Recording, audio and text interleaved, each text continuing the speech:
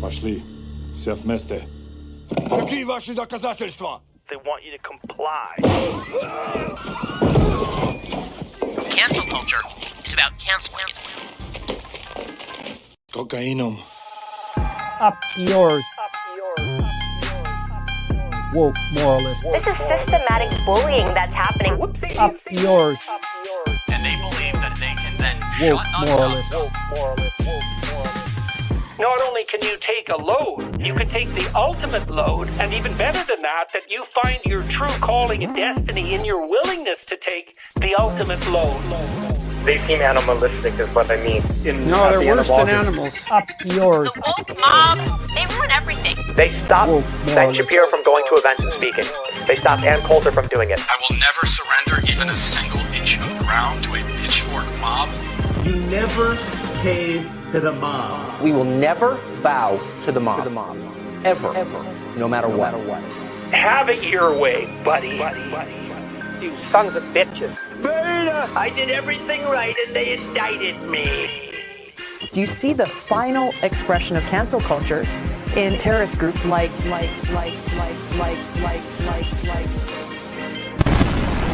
We'll see who cancels who. Hello. Hey, long time no see, everyone. How y'all doing tonight? Live. Crazy. Nice to see everybody in here. We have a lot of viewers, thankfully, but this is part 2 of our coverage of the debate. For those who are just here and weren't with us in the beginning, we streamed and reacted to the debate, and this is the analysis portion, and we have a lot to say. And to be clear, we streamed it on Twitter, basically, on Matt Binder's Twitter, because we were afraid of getting pulled down, and it appears that we had no reason to be afraid, as there are other accounts that are streaming. Although they could do it later, to be fair, because that's happened to me before. So I'll link to, at least in my channel, I'm sure you all can do the same. We'll link to the Twitter video if you do want to see our reaction. But I mean, for the most part, we'll say what we feel right here. We have a lot of feelings about this. Here, really quick, in one still, we will each give you what our general reaction was about this debate while we were watching it.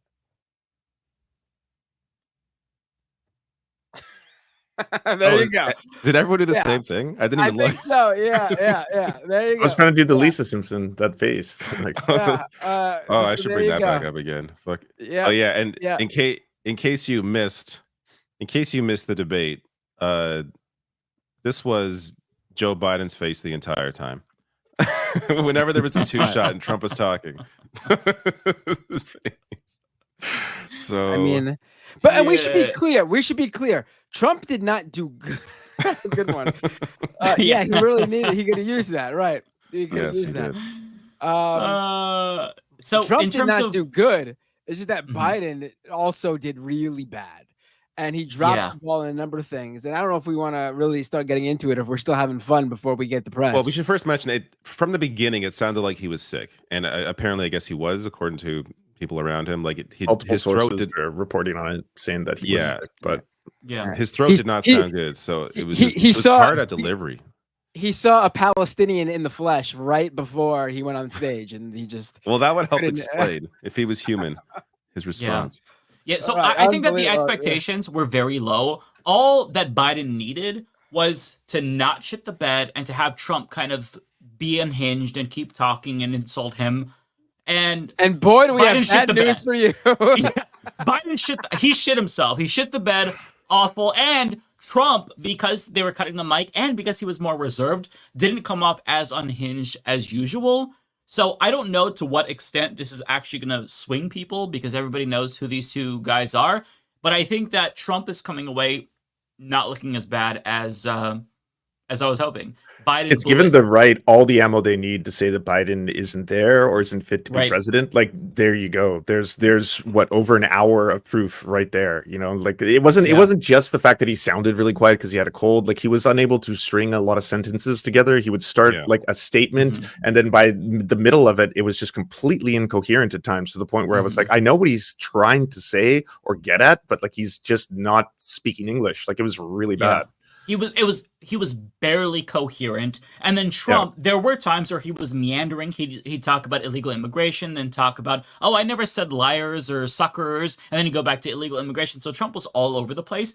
But with Biden, it came off as a lot worse, even though Trump was also incoherent, because there were such long pauses. It looked painful to see Biden try to get words out. It was so bad. This is a horrible look, and honestly, Democrats have to replace Biden. I know that's wishful thinking, but this was a fucking disaster. If Democrats don't want Trump to win, replace Biden, pick any Democrat, pluck someone off the street. Now is the time. That was a disaster. Come on. It got so bad that at one point when Biden like rubbed his nose like this, I was thinking, oh, if he has like a nosebleed, maybe that'll be enough to push them over the edge to replace him. Because then they really can't come back from that. Because like remember that his eye exploded back in the day? Like that happened live. Oh, yeah, that actually happened. That. Yeah. That's right. I was actually hoping maybe he had, he had some of Hunter Biden's coke on that finger. He needed that. Could have helped him. Yeah, I mean, did you see his tweet at the before? very end? He had some energy. I like his very last sentence when he was talking about Trump. Like some energy there finally, but it came 90 minutes too late. I gotta say, the moment that outraged me the most, and it came really early on, which means that anyone who decided to tune into the debate when it started definitely saw this moment.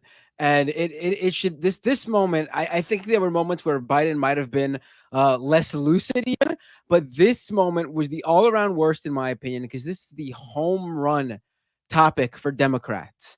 And not only did Biden whiff on it, he moved to a topic that is strong for Republicans.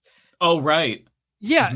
So the debate moderators bring up Roe v. Wade and women's, health care and abortion rights, and they're talking to Biden about it, and he's doing okay, bringing up how Trump got rid of Roe, and women. This is a choice between for women and their doctor, the health of women, and then all of a sudden, early on, like after just like maybe a minute on the topic, he decides to segue into like migrants coming over the border and killing some woman or something like that. I don't even know what he was talking about, because it was, I mean, I know of a number of things that he could be talking about, but why would he do that?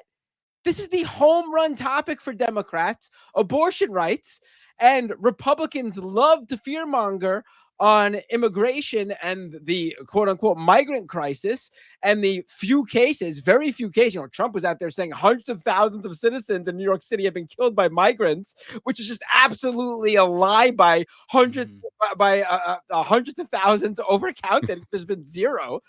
But also in the country, there's been a few cases, and that's what they fearmonger on. And Biden decided to segue to that during the abortion conversation, unprompted for no reason. Cool. Yeah. It makes no sense. And aside from that, the little tangent they both went on about golf, that honestly made me want to Minecraft myself. Like, honestly, we had a great run. Rip America. It's over. Like, why are these two geriatric My handicap is 6. No, it's not. Your handicap par is 4, 6. par 5. Like, why? Why are they doing I want to this see you to carry us? your own clubs. God, so bad. And Trump, like as Matt was saying, I don't think that Trump did good. I think that he I don't think he did bad. I don't think he did bad. I think that he did better than I expected, because everybody kind of expected Trump to be really unhinged and attacking, and he lied through his teeth, right, and said really outrageous things. But just from a style perspective, putting aside substance, Trump came off as more calm than usual. He tried to look presidential to the extent that he can, because he looks like a clown. And when you juxtapose that with Biden, I think it was so bad for Biden, because. And on top of that, I was assuming that them cutting off the mics would be great for Trump, because if you cut off the mics and Trump's not always talking over Biden, that makes him look more, just less like an asshole. And you didn't even need that, because Trump really wasn't trying to talk over Biden. They were both fairly respectful. So it was really we just needed Biden to at least be semi-competent, and I think this would have been a wash. But because Biden's performance was so catastrophic, like, I actually think this will hurt him. I can't see how it doesn't. Like, at this point in time, if Democrats aren't actively trying to convince him to drop out and replace him with anyone, they are so reckless. Because I just cannot see this going anywhere but down for Biden from this point. And I understand that they did it in June early, just in case he did faceplant like he did.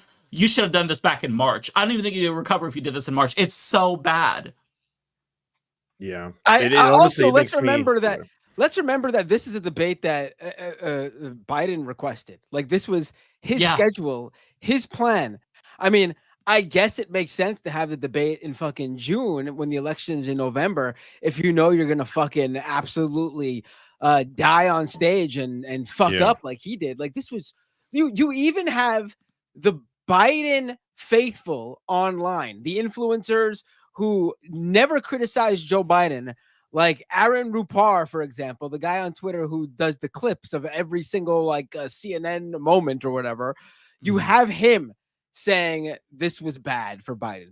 I've seen other liberal insiders say that too, and like people responding to them with, I think, a really fair call out where they're like, it just seems like Biden was just very off and it's unusual, and maybe this is signs of some kind of cognitive decline or something. It's like, that's what everyone was saying way back in the day when the Democratic Party wanted to band and coalesce together. Biden's the only one who can do this. Biden's the only one. He's got the fucking, the chops to beat Trump. We got to get Biden out there. And it's like multiple people would have known before Biden stepped on stage tonight how bad it was and how bad it was going to be. And still let it get to this point and still let that happen publicly, where everyone is like, it felt like almost like abuse, to watch that for 2 hours or however long it took. Yeah, for what it's worth, this is a straw poll on Twitter who won the debate. I thought Trump won overall if I had to pick. But it seems like everybody kind of agrees because it was just such a bad look for Biden. I think that's going to be the lasting impact. Biden did improve throughout the debate, but that last, the closing remarks, he had the opportunity to maybe leave us with a little bit better of a taste in our mouths. But that was painful to watch. He looked genuinely I don't want to say confused, but every word that he got out was a struggle. It was like a Sisyphusian task to get out a single sentence. It was. I'm speechless, honestly. I feel like Biden right now. Watching that. I don't think Trump won though, because he was really bad too. Like, Biden was really bad on performance, and Trump was really bad on content. They both. That's true. Yeah, but which one sticks with people though? This is entertainment at the end of the day. It's a live debate on TV. That's what they're doing, right? But listen, if you are a voter who cares about whether Biden can, if Biden actually, listen, if you're a voter that would vote for Trump over Joe Biden because you think Joe Biden is losing it in his old age, you're also going to be that same voter who doesn't want Trump to refuse to admit if he loses the election. All Trump had to do was lie and say he would accept the results, and he couldn't even do that. So I don't think he wins those people. Listen, no one who likes Biden for his policies and no one who likes Trump for his policies were swayed anyway by this. Even if they think their guy did bad, they're still sticking with them. But the American viewer who watched this debate and just it cares about substance, doesn't care about substance, doesn't care about policy, cares about the theatrics or the looks of it all. Trump just had to win them over by ensuring them that the thing they don't like about him, January 6th, not accepting the election results, wouldn't happen. And he wouldn't even lie to do that. So I don't think those people make a decision based on this debate. Because I think it comes down to, did Trump win over more people than Biden lost? That's at the end of the day the maths, right, of the whole thing. I agree with you. There's certain people who aren't going to be moved by that single issue, and they're just like, well, if he's not willing to accept it, I'm sorry, I just can't get on board with that. But how many people did Biden perhaps think, oh, or maybe he's not fit to be president now because I didn't really understand a lot of what he was saying. I gotta wonder how big is that number, anyways? To me, the number that Democrats have to worry about is getting people out to vote, getting young people out to vote, getting people that don't normally vote out to vote. That's how they win an election. Oh, but these swing voters, Biden. Swing voters exist, have got to be so few to not really be worth your time. The focus really needs to be on getting the vote out. and like young people, especially the people that got Biden the election in 2020. Like those are the people that need to come out to vote, and he's lost already a lot of those people for his position on Israel. But there is like that has to be the outreach. That's why like I question even the impact of any debate at this point, just the way that American politics are and the way how divided people are, because I don't think there's really many people that are like deciding their vote based on this. I think this does a lot more for media and for the party. Like, is the party right now questioning, should we really continue? Like, is there time to replace Joe Biden? Like, can we do something here? What can we do to possibly save this? Because I think that's a greater impact. No, they're not. I don't think they will. No, they're not. They're not. But CNN is discussing it. Are they really? They're discussing right now that I can bring this. Can I bring? I guess I can bring this clip up. Yeah. If Democrats did decide to replace Joe Biden, you can count on Democrats to somehow fuck it up even worse. Like they're gonna be like, Joe Biden's too old. Someone wheel out Jimmy Carter from the hospice, and we're gonna put him on. I don't think it's realistic, but I think it's the fact that this discussion keeps coming up is noteworthy. And you know what? Jimmy Carter can run again because he only served 4 years. That's right. Fuck it, I'll vote for Jimmy Carter. Honestly, I'm sure he's more coherent. Right. Who knows in at the this sense point? that right now, as we speak, there is a deep, a wide, and a very aggressive panic in the Democratic Party. It started minutes into the debate, and it continues right now. It involves party strategists. It involves elected officials. It involves fundraisers. A lot of people. And they're having conversations about the president's performance, which they think was dismal, which they think will hurt other people down the party in the ticket. And they're having conversations about what they should do about it. Some of those conversations include, should we go to the White House and ask the president to step aside? Other of the conversations are about, should prominent Democrats go public with that call? Because they feel this debate was so terrible. Would do it. They do say in moments in the debate later, the president got better and got his footing, but then at the end, even his closing statement was a little halting. The contrast between the two candidates. Let me be clear. None of them, and a lot of Republicans, don't think Donald Trump had a great night. Donald Trump broke the fact-check machine more than I can count tonight. That will be on the record as we go forward. He refused to answer some very specific and direct questions about his conduct, about January 6th. No, I think some of that does matter. So that will be dealt with. Some of it matters when it out comes there. to the And election. sometimes there's a parallel universe between the political elites and the American people. Be nice to see what the voters say. But I can tell you, it started minutes in. It started with the first couple of answers, and it has continued throughout the night from a, oh my God, oh my God, oh my God, to what do we do about this? And it involves very senior people in the Democratic Party, including elected pretty clear. Saying we if they're saying this on CNN, it's very serious. One thing that I will say to David's point, though, I think that to the extent that debates do matter anymore in politics, that really is an open question. And this isn't a one-to-one comparison, but if you go back to the Fetterman-Dr. Oz debate, Fetterman bombed. He bombed. But he still won. Unfortunately, I mean, he did just have a stroke. I mean, we really can't compare. Yeah, I was gonna say that's really not a fair comparison. Yeah, I mean, people who liked. Also, look how he turned out. Yeah, right. Listen, how Fetterman turned out aside. How Fetterman turned out aside, people watched that and saw, like, he just had a stroke. There was that empathy factor. Biden didn't just have a stroke, so there's no empathy for. I mean, maybe he was in the middle of having a stroke up there. Yeah, we honestly don't know, man. but as far as we know, he did not just have a stroke. So that empathy factor and that understanding won't be there because we expected at least something more coherent. Like, listen, he's gonna have his old age moments and people expected those moments to happen. I don't think anyone expected that moment to be 2 hours long. It was the entire debate was a senior moment, not like, oh, there was a question and he had a mental fart. No, it was the whole fucking thing. Yeah. Sorry, I just saw this. Oh, please pull that up. She's going live on MSNBC apparently. She's going live now? She's going live. So where? On what? On MSNBC. I don't know. I hope she Game of Thrones this. That's the last hope at this Kamala, point. I am rooting for you. Come on, Kamala. Honestly, go for the crown. Come on. She has my vote. The Iron Throne is yours. Let me ask you all a question, okay? Where are they again? Where are they again? What city was this? Did this take place in? Atlanta, right? Yeah, Atlanta.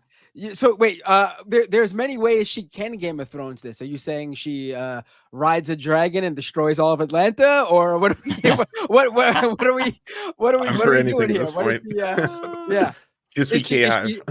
Is she Stannising this and sacrificing her children to?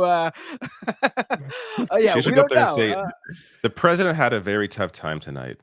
I think it's time that we discuss how we move forward, and we'll have those discussions privately. Or does she Jon Snow this and come out with Biden and then knife him in the gut? Just this. Just red letting. It's a little unrealistic. I have to ask you all a question because I feel torn on this. At this point in time, are you desperate enough to accept a Hillary Clinton in place of Biden? Why are we? God. No. This is a fun hypothetical. No. Honestly, I think she would lose again. I think so too. Oh, I think she would too. Yeah, I think. I think Biden actually has a better chance. Honestly, I think he's already proven himself. He's already proven himself. He's a tested candidate. George Latimer for president 2024.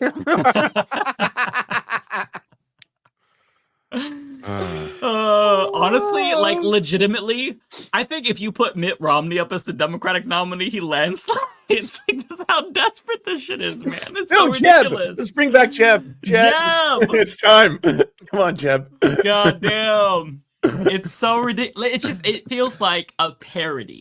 Like what is happening? Like if Democrats listen, he's not going to be replaced, but I think that there is something to this idea that if all Democrats in unison come out and say Biden step down all at once, you have to respond to that pressure. Otherwise, if you run in spite of that, like, you know, they kind of force his hand and back him into a corner.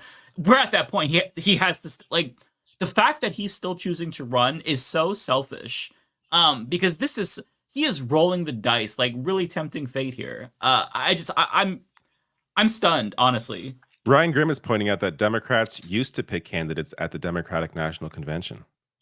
Maybe that's the way to. Let's get back to our roots. There hasn't, they haven't done that. That hasn't been the case in a long time. Like the guy who wins the primaries wins the election. I mean, I don't know, like what you do here. I don't know what you do. The problem is that we have an incumbent who needed to keep his promise of only serving for one term. Yeah. And he didn't do that. And there was no pressure for him to step down. There was never going to be a competitive primary, even no matter what, because you never run against an incumbent in your own party. It's, you know, you're already running from behind if you run against an incumbent, you know, in a congressional seat. They have the advantage. So for president, it's like, you know, if you do it, you're not going to get any support from the institutional party. And you're probably not going to win. And on top of that, ruin any chance you have for the future because people are going to view you as trying to kneecap the party. Is there any precedent for him stepping down, though? Didn't he say he was only going to run for 4 years at one point? He was just like, I'm going to be like a one-term president. He did say that. It was reports behind the scenes, though. It was never like a public announcement. It was more like, I'm going to be a bridge. And then behind the scenes, there was considerations that it would only be a one-term thing. They are also talking about this very thing on MSNBC as well. And it is the job of a campaign to take the hit, right? I mean, it is the job of the campaign to take the blame. Yeah. And that is a better scenario than it being the candidate. Because, you know, I mean, you can't change the candidate, but you can. I mean, there were people talking tonight about how that process works, and that conversation is live and active at the highest levels of the Democratic Party. Wow, on MSNBC. Live and active. Wow. Wow. So well, they it must should have be. They obviously have some sources here that are telling them, yeah, we are discussing next steps. Yeah, if they're not, that's it's unlikely. Let's be clear. There's not. No, there's nothing. This is what. Why would they be leaking this shit though? Why would party? We'll deal with. They want to when the time comes, they want to be on the record as because they'll come out and be you know, they won't be anonymous anymore if their prognostication they shouldn't be anonymous now. True. Yeah. Well, yeah, but they want to be on the record for having called it, so they have more of a position in making decisions in the future. I mean, a lot of these people are making these calls due to, you know, they have consultancies and stuff like that. We don't know exactly who people are talking about. Are they talking about ranking members of the, you know, of the Democratic people in the House or the Senate? Or are they talking about like Democratic consultants who aren't sitting politicians? Like, they're not really saying who we're talking about here. You know, we're talking about DNC party leaders. I don't know who they're talking about, but clearly someone's not happy. And they have every right to not be happy because it was bad. It was bad. Like, this wasn't just like a bad debate performance. We've seen that. This was someone who just didn't seem lucid. They did not seem like they could. He wasn't do finishing the thoughts. job. Yeah. I mean, he ended one of his segments as we have to beat Medicare or Medicaid, he said. What? Right, I forget about that. He was, I think he was starting. Yeah, that was such a bad closing statement. He was like starting a sentence, and then they cut him off, and he just stopped talking, and it was a weird moment. Mm-hmm. Like, it was on the world stage. It's undeniable now, you know, at this point. Yeah. That, like, things aren't good. To have bad debate moments is expected. To be to look like you are completely out of it for the entirety of it. I think I found and it. Then on top of it, the inability to share a complete thought a lot of times was I don't know what you say about that. It's just so bad. Oh, here we go. Here it is. Solitary person eligible for what I've been able to do with the with the COVID. Excuse me, with dealing with everything we have to do with. Look, if we finally beat Medicare. Thank you, President Biden. Oh my God! It's so much worse watching it a second time. So much yeah, it's even worse seeing it now. I realized now I'm like, oh my I was God. watching it. Even Trump's looking at him like, "Are you okay, buddy?" Like, yeah, can I help you out. Oh my God! Trump's about to jump in and be like, "You're taking my lines, buddy. What the fuck is going on?" Oh my God! Yeah, if you missed the debate, this is probably a good barometer for like this is how the debate went. This was a lot of the debate. Just Biden not really getting a thought out. Losing it. I'm sorry. There are some people in the chat saying, "Oh, it's his stutter." This is not just the stutter problem. This is not No. We've seen Biden a million times. This is not the stutter. Yeah, that bullshit. That's cope. Again, if anything, he didn't stutter as much as he usually does. It was more about like everything else. He wasn't stuttering. At the State of the Union, he stuttered, but was still coherent. Yeah. Stuttering doesn't make you say we finally beat Medicare. I'm sorry, that's not a stutter. Thank you. It's so ridiculous to see that. And the people who the influencers and political apparatchiks who usually use the stutter excuse, they're fucking online right now and on TV saying it's not the stutter. So for you to still be on that, I mean, enough. This is not the stutter. Yeah. It was bad. Well, that was the debate. Oh, I have to share this clip with you all.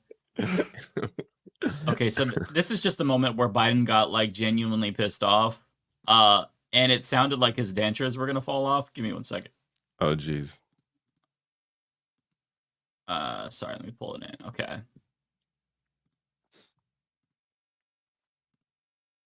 Suckers.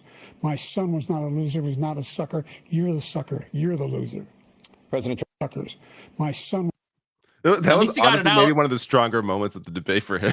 He did get the words out. But the problem he showed some energy there. Like that's but he's mumbling the whole time. Why? Yeah. Why wasn't it practiced for him to slow down? Because listen, knowing where he is, he didn't need to say a lot. It was all about performance for him.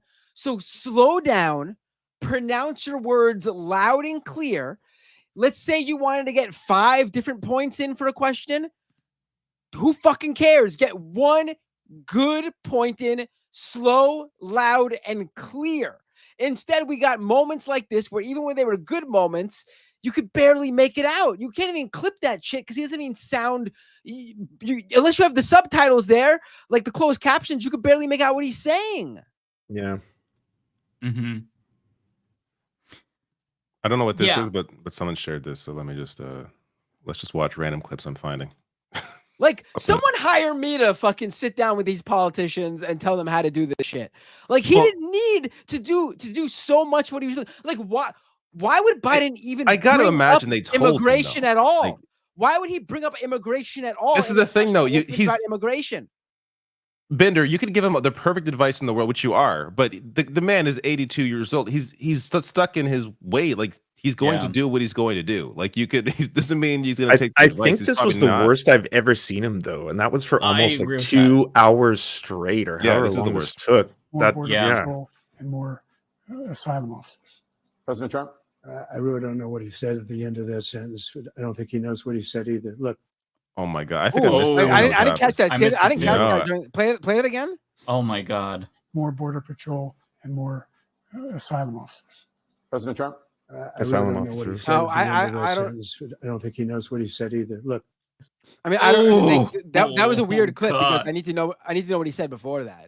I don't. Yeah, that's as long. You know, do you have that moment of him segueing into talking about crime from migrants during the abortion section of the debate? That was another point too. Is Trump was saying so many shit, like you could have jumped on him for, like that racist line, like immigrants are taking black jobs. Like that's a very easy line to attack, like, and to go after him if you were able to get a sentence out, right? But if it's just like mumbling and quiet and cold stricken and like, then yeah, there's nothing fucking. Again, I don't think Trump overperformed. I think just. Biden performed so poorly that by juxtaposition, it looks. Trump sounded how Biden needed to. Trump focused on what Biden needed to focus on. Trump was loud, clear, spoke clearly, made sure you could, the content of what he was saying was absolute garbage. Here, I got it. You could understand him. Oh, you got that. This to me, I think some of you saw. I think I threw a pen. I ducked out for a minute because I just could not believe this shit. This is one of the worst moments in a presidential debate I've ever seen in my life. This is unbelievable. I cannot believe how you fuck this part up. And we're going to turn civil rights back to the states. Let each state have a different rule. Look, there's so many young women who have been, including a young woman who just was murdered, and he went to the funeral. The idea that she was murdered by an immigrant coming in. They talk about that. God. Here's the deal: there's a lot of question about abortion to be raped by their it was a question about abortion. Their in-laws, by their spouses, brothers and sisters, it's just ridiculous, and they can do nothing about it. And they try to arrest them when they cross state lines. Thank you. There have been many young women murdered by the same people he allows to come across our border. See, and then Trump jumps on the immigration part and then hits him on the border. And then Trump didn't have to talk about abortion anymore. His weakest thing. Biden should have kept going back to abortion. It should have been the opposite. Biden should have kept as much time on the abortion question as possible. It's Trump's biggest weakness. It's why Democrats all throughout the country, in Congress, local, statewide elections, have been winning and overperforming 100% because of the abortion issue. And Biden gets the question and he moves to what Republicans want to talk about, and that's immigration. Yeah. And just look at Biden's face again. That is the face. The way that Trump kept bringing up immigration and bringing everything back to immigration should have been what Biden did about abortion. Like, that is his strength. That's what he's good on. I can't believe that he actually pivoted to immigration during an abortion section. That is political malpractice. That is shocking to see. But he, to be fair to him, wasn't all there. You could tell. Yeah, nobody mentioned Project 2025 as well. The fact that he didn't bring up Project 2025, at least reference it and tell people go seek out. Wouldn't have been able to describe it though. That's true. He would have fumbled it all up. All he had to do is say, look, go to joebiden.com/Project 2025. We have all the details. He doesn't have to. Like, his staffers should have done that. Like, okay, if you want to know Biden's or Trump's position on abortion, here's all the quotes. Here's what he said. Go to Joe Biden. Like, they should have given him some sort of a portal to direct people when he started to have a brain fart. Like, they had to have some backup plan. But I genuinely don't know if they expected him to perform this poorly. I think they probably expected some good and bad moments at worst. But I mean, it seems like he always tends to deliver. In the debate one-on-one with Bernie, he did fine. State of the Union, he did fine. But this time, it was a disaster. So this is the longer clip of showing the sentence before Trump comes in with that quip. I've changed it in a way that now you're in a situation where the 40% fewer people coming across the border illegally. That's better than when he left office. And I'm going to continue to move until we get the total ban on the total initiative relative to what we're going to do with more border patrol and more asylum officers. President Trump? I really don't know what he said at the end of that sentence. I don't think he knows what he said either. Look, you know, we I have don't the think, safest border I in the don't history think, of our I don't country. think, I don't There's probably a think better time to Biden- come up with that. Yeah, exactly. That wasn't It's a bad not as moment bad for with the full Biden. context. No. Right, right. Mhm. But that's gonna hit because there were so many other moments where that Trump sentence works. Yeah, it would have been a really yeah. bad burn. Yeah. I don't know. I'm you know, I think it went horrible for Biden. He definitely came out looking worse than Trump. I don't know how much it's gonna matter who's watching this debate, other than people like us who are decided or do it for content. But if anyone is looking at this and cares only doesn't care about substance and only cares about performance, then they're gonna walk away. Oh my not God, like this is relatable. This is relatable as fuck, honestly. This is me when Of our most embarrassing day in the history of our country's life. President Trump, over the last 8 This is so relatable. Oh yeah. Oh yeah. my God. I've been here. I look at his eyes go Yeah. back and forth. We've all been there. All right. That's enough of that. Oh my God. It's Wait, what's going on with Kamala right now? Someone said something's happening with Kamala right now. Is she Is she doing the Game of Thrones? do it, Kamala, please. You have my full-throated support, Kamala. Research. I don't know. Someone said, but she's a Zionist. I was like, they all are. Yeah. Like Trump, Biden. I mean, Yeah. I don't look.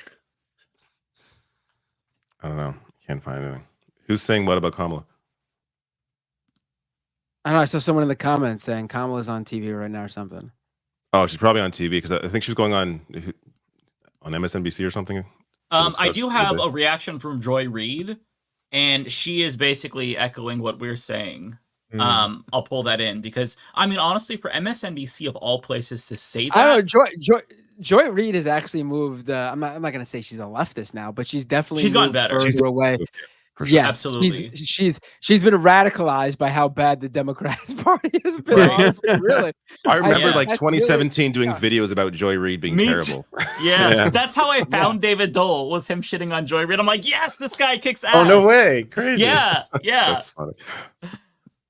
It's Democrats, you know, they always talk about Democrats are bedwetters and Democrats are always panicking. Yes, Democrats are always panicking. They're always scared, right? They're always thinking they're going to lose. Like Democrats are very pessimistic. This is just Neurotic. who they are. They're neurotic.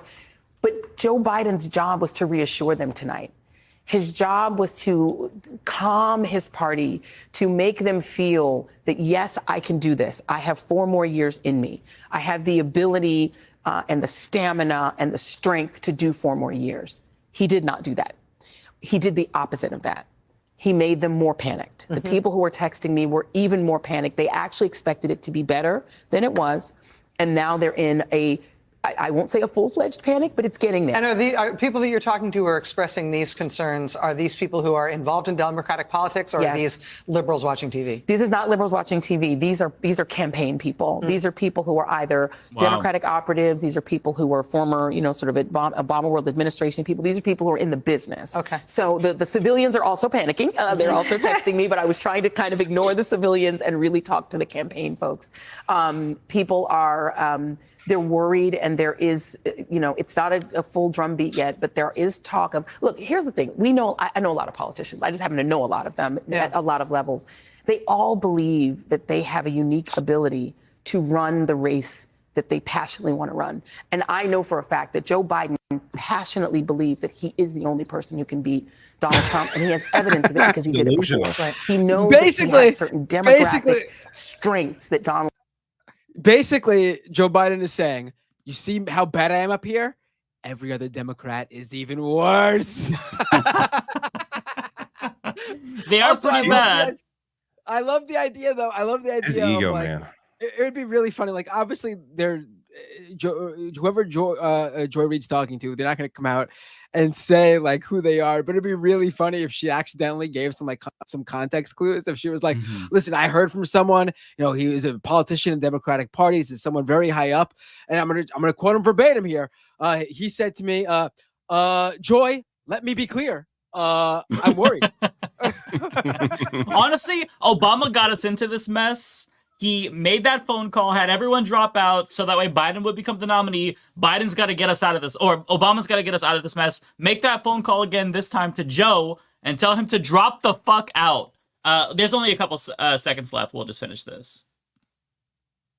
Trump cannot counter. He is the real working class white guy that's actually Donald Trump's base, so he knows how to talk to them. He believes that he is the only person that can do it. The problem is, after tonight, his party doesn't believe that. Damn. That's honestly... That's a lot for MSNBC. Are these guys like fucking picking up the phone the second the debate is over and be like, this sucked?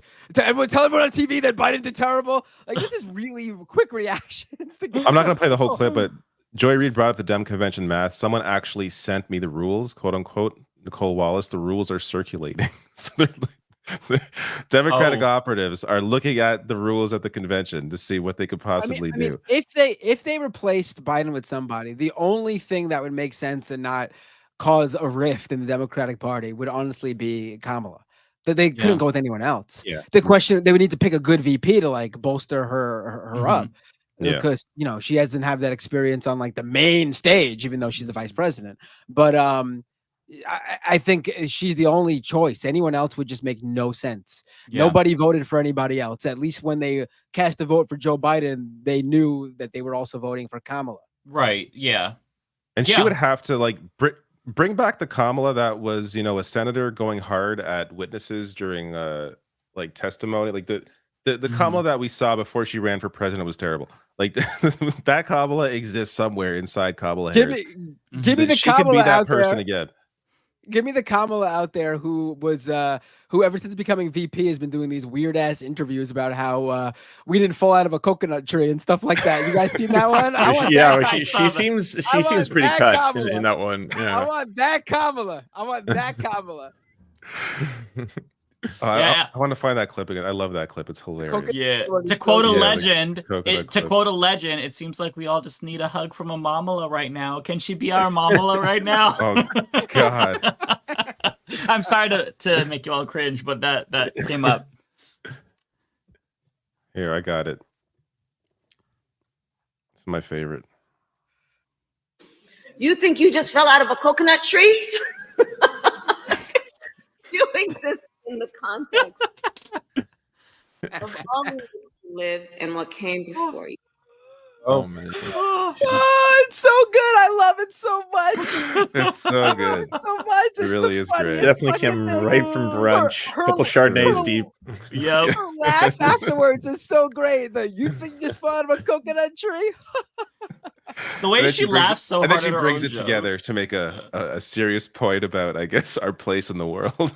So what you're saying is we need drunk Kamala Harris to run the country from this point. Drunk Kamala Harris for speeches like this, but like hard ass Kamala Harris for like the debates and like you know what I mean. Debate night one, Kamala Harris, where she clapped Joe Biden's cheeks. That Kamala Harris was very effective. The Kamala Harris that does really grill witnesses, as a senator, that's the Kamala we need. Look, I've already moved on from Joe Biden. Kamala 2024, put her at the top. It's the only thing they could do that would make sense and not cause a bigger issue. Yeah.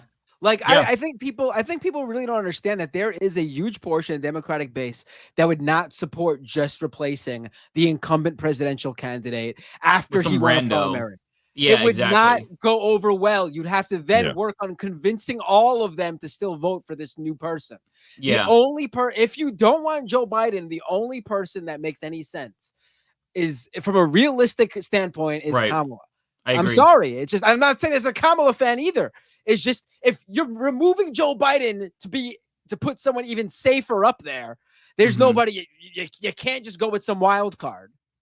You can at least make the argument, she got the votes. Joe Biden / Kamala Harris got the primary votes. It's still Democratic, at least relatively speaking. Put her at Joe the top Biden's of the dropping out, and she's the VP. Yeah, it's just the natural progression. Like, obviously, she's not my first choice, but like, it's either that or we have Joe Biden face plant and Trump becomes the president. You have to do something about this. Like, you can't just let him. Or the run. Democratic Party totally redeems itself and puts Bernie Sanders in there. Rig it for Bernie, baby. Like complete, all is forgiven. I won't talk shit about the corporate Democrats. Oh wait, I'm sorry. I think I just saw a unicorn fly by. And a double rainbow. Look at that. Right. No, but double rainbows can happen though, Lance. That's true. Yeah. I've seen triple rainbows can happen too, actually. Fun fact. Wow, that's crazy. I think that if you give Kamala a strong VP, as somebody was saying, they'll give her like a straight white male, give him, put a Gavin Newsom behind her. Oh I yeah, think that's it's so got to much be the more whitest solid. of white guys for sure. Yeah. Oh yeah. No, they gotta make America feel safe. Be like, He's got to don't worry, have like a tub of mayo in his cargo shorts. Yes. Otherwise, absolutely. it's not gonna be. It's not gonna be safe enough. So do that, and the chances I think increase at least a little bit. I don't know if it's a sure bet, but at this point in time, I feel like you are really rolling the dice with Joe Biden. And I think that replacing him with Kamala it's our only hope. And I never thought I would say Kamala Harris is our only hope, but the situation is really desperate. hated, though. That's another problem there. She's very hated, yeah. She's very hated. Someone do me a favor and put someone's gonna do this, and please Photoshop Kamala on Tatooine in the Obi-Wan Kenobi robes, please. I mean, and give Mike the Princess Leia buns and Photoshop in him talking to R2D2 and save us, Kamala. Your only hope. Oh. One more clip here. I'm gonna get off soon because I realize how goddamn late it is. It's very late. It's really not that late, actually. Philip Lewis tweeted this we've thing. got much later. Both the oldest and whitest moment of the debate. I don't know what this is. Let's see. Yes. Look, I'd be happy to have a driving contest. The reason I got my handicap, which when I was vice president, the golf down to a 6. But by the way, I told you before, I'm happy to play golf if you carry your own bag. Think you can do it? That's the biggest lie. He's a 6 handicap of all. I was an 8 handicap. Yeah. 8. Look how offended Trump is. This is like the only time he gets really bothered. Yeah, I know. Biden's talking about how good he is at Dirty golf. lie. I think we forget the policies. This is what really bugs Trump. I think we can all agree they're both handicapped. I mean, this is not really a question. This is bad. This is bad. The idea that they I don't play golf enough to even know what the fuck that means. Yeah, I had no idea. When he started saying I got my handicap to a 6, I'm like, what the fuck? Is he losing his mind more? Like, what is going on here? So bad. I think no that's one cares very about relatable. Golf. I'm not no going one to guess. cares That's about. stupid. No one cares about golf. Yeah. Fuck golf. But I have, I've seen you swing. I know you swing. Hey, let's not act like children. President Trump, we're going to Let's not act like children. Oh my God! It's Trump being the one being like, It's "This Trump conversation's saying, stupid." Oh my God! Wow. Pain. That's I'm in pain. unbelievable. I missed the end of that. I can't believe Trump was the one to end the conversation about golf. Painful. Harris is on CNN right now. I don't know if any of you have access We should watch it. I want to see what she's gonna say. She better throw him the fuck under the bus as hard as she can. Now is the time. Push him, Kamala. Are you all gonna go like full Jon Snow? Are you gonna be like McQueen and everything? Yeah. We're bending that knee, baby.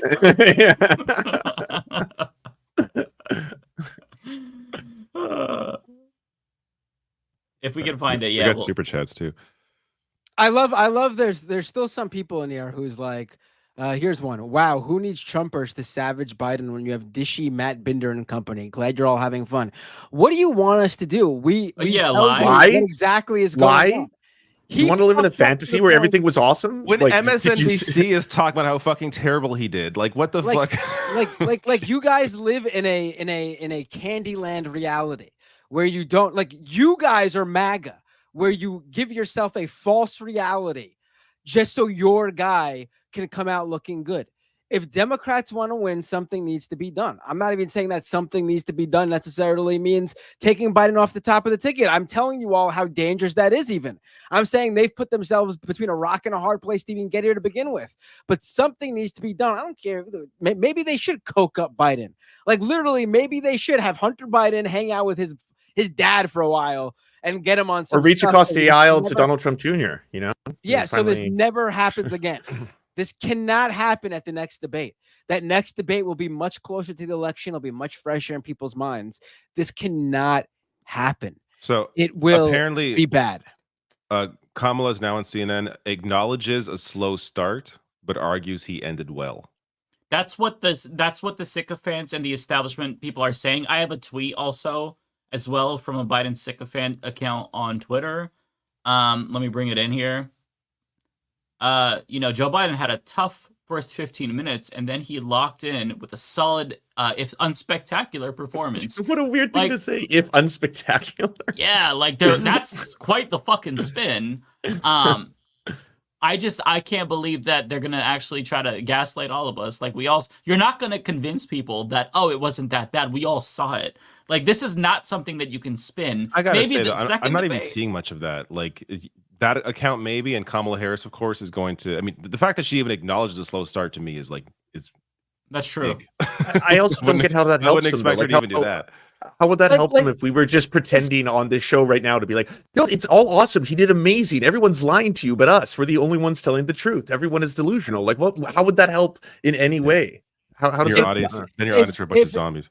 Yeah. If Biden had a few bad moments peppered throughout, I would say, yes, this is the dog and pony show. I see some people talking about. It doesn't matter. It's no one's gonna make this decision based on the debates. But the point is, this was the whole thing for him, and one of his actual major issues is he cognitive enough at his old age to serve another 4 years.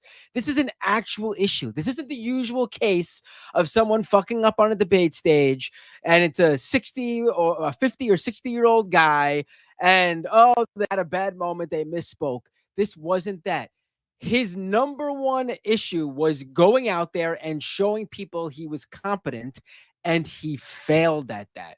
You want to argue it's not going to matter so much? You can make that argument. You want to argue that it has no bearing on this, the number one attack against him?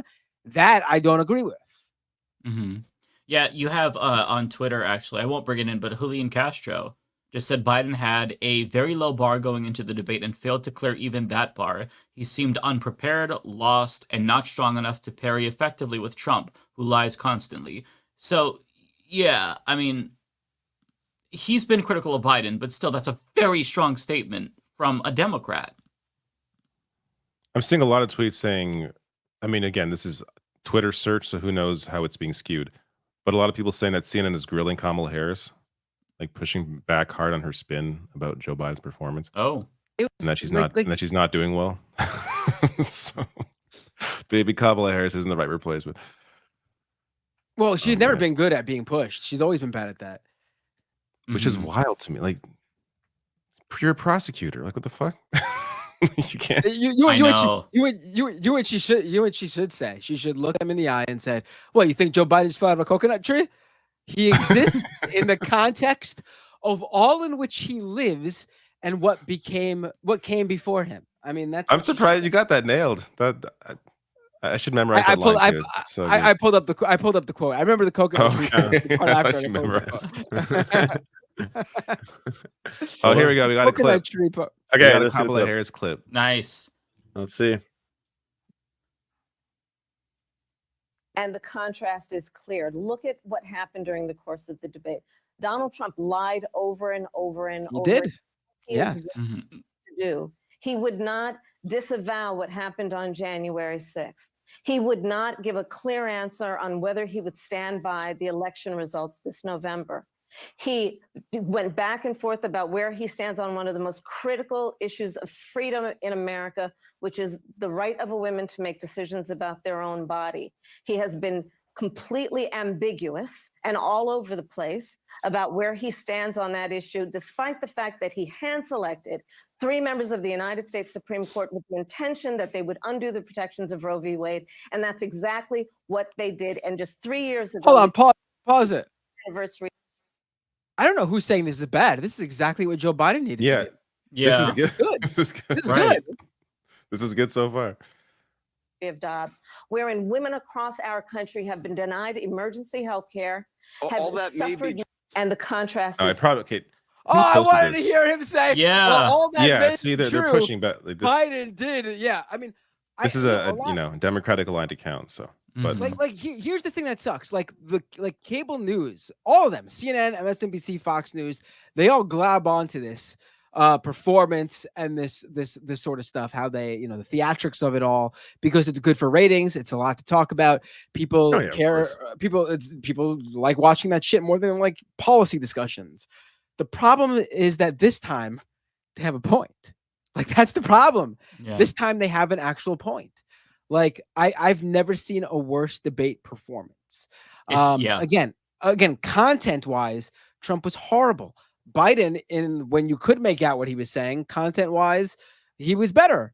But the problem was the performance was so bad, and not just the performance alone. The performance gives in to what the actual Biden weakness is. He's going to be the oldest president ever. And can he do it? And the performance shows that he can. But tonight, the performance shows that he couldn't. Yeah, I'm not sure if you're all interested in a Van Jones clip. He's also on CNN saying Biden should be replaced. He didn't do well at all. He did not do well at all. And he looked, I'll give you the analysis. You kind of have the old man versus the con man. I can walk you through how I'm supposed to see it and say it, but I just want to speak from my heart. I love that guy. That's a good man. He loves his country. He's doing the best that he can. But he had a test to meet tonight to restore confidence of the country and of the base, and he failed to do that. And I think there's a lot of people who are going to want to see him consider taking a different course now. We're still far from our convention, and there is time for this party to figure out a different way forward if he will allow us to do that. But that was not what we needed from Joe Biden, and it's personally painful for a lot of people. It's not just panic, it's pain for what we saw tonight. And if I may just add to that, I think Joe Biden lost in the first 3 minutes. I think a lot of voters probably tuned out, and millions of people are having conversations with their families, with their friends, of if the president is up to the task and if he should step aside. And I'm someone who believes the former president is a threat to democracy. I think he is a threat to the America as we know it. He wants to fundamentally change our institutions. He has laid out what his plan is. I am not confident that that is the man to take him on. You cannot. This is a former Trump official doing the attack during this post-debate discussion that Biden should have done during the debate. That was exactly what you needed to say during that debate. And he didn't even touch upon that. He didn't touch upon that at all. Insiders I'm seeing a lot of places reporting right now are apparently people within the party are talking about what it would take to convince Biden to step down. An insider and close to Biden explained that it'll require people like Obama to convince him. I was like, I still don't see that. I think in a week or so people will stop having that discussion again. It'll just reset back to this will status probably blow quo. over, and then people will get back to normal. That's usually what happens with this shit. Yeah. Vox Vox just released a story. Can Democrats replace Biden as their nominee just now? Wow. And the answer is no. So I mean, that is no. They can't. In the article, if I scroll down, it says, I mean, can they actually technically do it? Sure. Of course they can. But it's never been done. It's never been done this way. I mean, he would have to drop out, and it would have to be Kamala. There's no have other to be way. like a medical issue, like he has this disease or something. Like that would be like maybe the reasoning, like he's got the way to do it. Yeah, the ball's in his court. I don't think he's come down with the Fetterman. Yeah. I don't think the delegates themselves at the DNC can facilitate that. It all has to come down to Biden. He has to say, I'm stepping down. Yeah. So that's the task, honestly. And I think that Obama really is one of the few people that can convince him because he respects Obama, and Obama is the person who gets Democrats to do things that they wouldn't otherwise do. He gets Pete Buttigieg to drop out. He gets, Amy Klobuchar, Bernie Sanders to drop out. So now is the time for him to make that call to Biden, get him to drop out. Or, hear me out. We skin Biden. Hear me out. Next sentence, we skin. Holy fuck. I'm trying to keep. Next line that comes out of his mouth. We skin. Let's keep monetization. Obama puts the Biden skin suit on, and we just continue as if that's Biden. No one needs to know the difference. Matt always with the realistic options. Well, that's something we should consider. Hey, it's as realistic as that. Listen, first of all, what we saw tonight is the president making a very clear contrast with Donald Trump on all of the issues that matter to the American people. Yes, there was a slow start, but it was a strong finish. And what became very clear through the course of the night is that Joe Biden is fighting on behalf of the American people. There wasn't much of a change between the beginning and the end. There were like a couple moments where it's like, oh, Biden is awake for a second. But she's acting like it was like a big shift from the beginning to the end. There really was not. Yeah, I think that's the only thing that they're allowed to say. Like they can't lie and say, "Oh, he crushed it. He destroyed Trump." They have to, so they have to do some. But honestly, like even if you grant them that, which is false, but if you say, "Okay, yeah, sure, he had a slow start," that first 15 minutes is so crucial because a lot of people are just going to tune in and then they're going to tune out. Most people aren't going to watch the full debate. A lot of people are just going to check it out. And he needed to make a very good impression, and he did not. Not at all. David, can you pull this picture up so Mike can make the request to her officially? Uh-oh. It's in the private chat. So, you ask our audience and you shall receive, pretty much. Did I accidentally summon? Go ahead, Mike. Make your request. Kamala, we need you. You're our only hope. We need you. I don't remember what Princess Leia said. Help us, Obi-Wan. Help us, Obi-Wan Kenobi. You're our only hope. Help us, Kami-Wan Kenobi. You're our only hope. Be our mommy. Will you be our Mamala? That's all I've got. That's all I've got. Oh, we're out cringing the debate.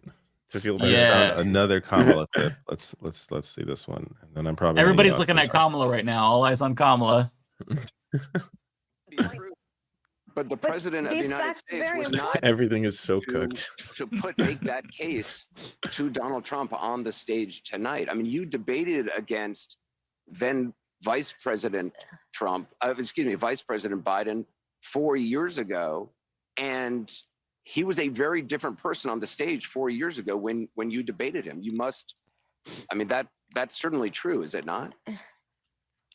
Anderson. The point has to be that reaction in up terms front. of what a president does. A president who can we get that one more time? Insurrection against. Can we get it one more time? That said a lot. Anderson. That's certainly true, is it not? Anderson, the point has to be performance. If it wasn't true, should we just said what no? A president does. Yeah. Mm-hmm. A Right, president but who that is incites what is an scary for insurrection people against the watching this. Capitol. No, but I got the point that you're making about a 1.5 hour debate tonight. Look at the Chiron. I'm talking about 3.5 years of performance in work that has been historic. But whether is that it be the man infrastructure, who we the saw former on the guy, stage the other tonight? guy, Is that the other person guy you on see the in debate meetings every day? stage.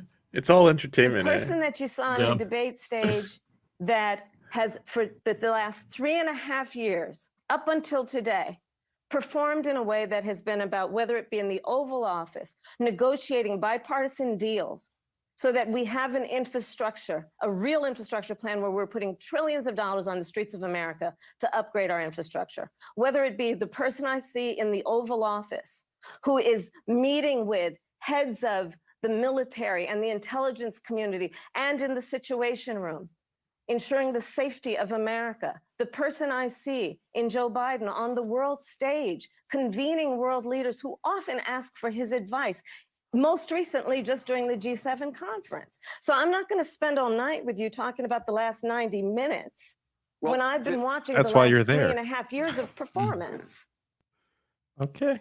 All right. I mean, that's what she has to say, but That's I mean, what she has to do. She's doing what she has to do. Like, you know. yeah, if you Can't watch fault her that, for doing what she has to do. the question is, can this man last another 4 years? If you watch that, I think the takeaway is, She obviously knows. Doesn't look like she can't say it, but she obviously knows. There's a problem. absolutely. It looks bad. All right, I gotta jump off, but I'm just gonna read the names of the super chats. I assume Bender will be here till like 3 a.m., so maybe you can read them all. But Hey, I just want to thank the donations. So Lawn Gnomes, thank you for multiple donations. Calm like a bomb, thank you. Lawrence, thank you. The Lumpin Lodge, Chris, Justin Kosick, still alive, which I think I read already. No, I didn't. Thank you. Mr. Paul, Rolando. I can't say your last name. I don't want to fuck it up. But Rolando, thank you. And Jay Cass, thank you. Bender will address all of your questions. And, I appreciate David. I appreciate Matt, Jude, mind if I read mine? I only have 2 or 3. Oh yeah, go ahead. Right. All right. Calm like a bomb. Thank you so much for the $2 with the message. We're screwed. Can I come to Canada? I would start applying now, honestly, if that's your plan, because Canadian immigration is brutal. It's worse than the US. So apply now and maybe look into applying if you're LGBTQ plus, because you're in a red state that's persecuting you. There might be a channel through that. Comrade Katz with the 199. I don't think fact check matters. It's about performance. I don't know what Matt's thoughts are on this, but I think it's ridiculous on one end to think that a single debate on television can really sway an election in one direction or another, which I think was kind of the point that Kamala was trying to say in that CNN clip. But you could see that there's still that idea where it's like in the media where it's like, but that was so fundamentally bad that how does anyone recover from this kind of thing, right? No, again, if it was any other debate between any other people, I would say that's usually the case. But when the number one issue is whether the guy can do it because of his age, and he performs like that throughout the entire debate, not just the senior moment, the entire debate, I think it's much more than it would be for any other debate. It's everyone's gonna have a bad moment in a debate. When you're talking about people at this age, everyone's gonna have a senior moment at a debate. It wasn't just that. And even if it was just a bad night for Joe Biden, and he isn't usually like this, it was the absolute worst night for him to fucking do it. Yep. Yeah. Ken Klippenstein just said out loud, he's like, this is what happens when you don't do any media interviews for 4 years. And I was like, he has done some, but I'm pretty sure they were aware of how bad this was going to be before it happened. Multiple people have been sitting with him, prepping him for this. There are teams of people who sit down and prep politicians for. They have mock debates, right? Like they've done and rehearsed this, dozens of times before he went up there. They would have seen and been like, "This is, pretty rough." Yeah. Can I just also point out that I have proven I am a reverse Nostradamus. Whatever I say or think is going to happen, the opposite happens. At the beginning of this debate, That's a power. I said, listen, the expectations are so low. I'm assuming Biden will surpass them. But since I'm always wrong about predictions, the opposite's probably going to happen. The opposite happened. I didn't think it was going to be that bad. Watch my predictions because the opposite happens. It's like a weird, I don't know how to, that's what's going on. Do we want to get to super chats? Well, I'm just finishing reading the last one of mine. Okay. Abscondage with the $2, and this is the last one. The message is, let Binder cook ... human flesh. I'm sure Binder agrees. Hey, I was making a point. I mean, they're in a rock and a hard place. Biden needed to drop out and just say, I ran my one term like I promised. I brought the office of the presidency back to the Democrats. I've brought you guys into a strong position where you need to be. It is time for me to agree to what I said I would do, and time for the next generation, he could have even said.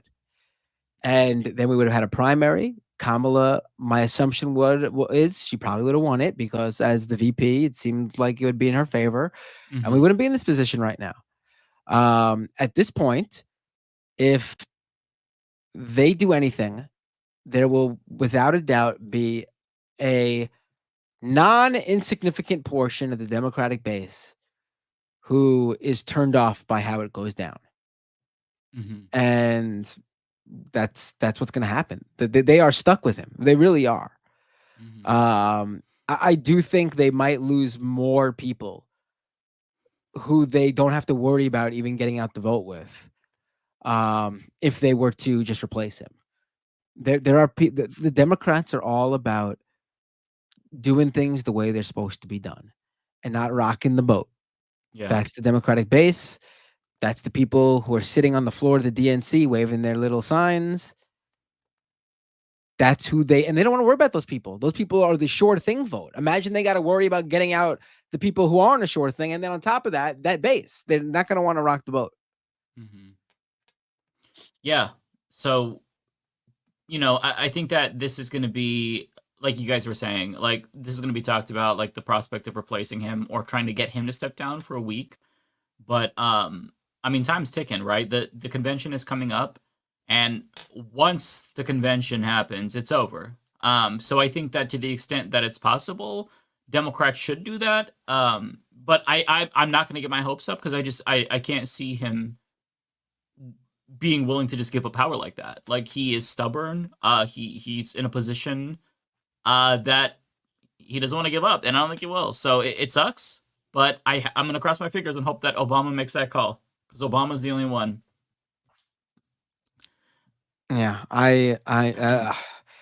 this was a bad night. Yeah. Again.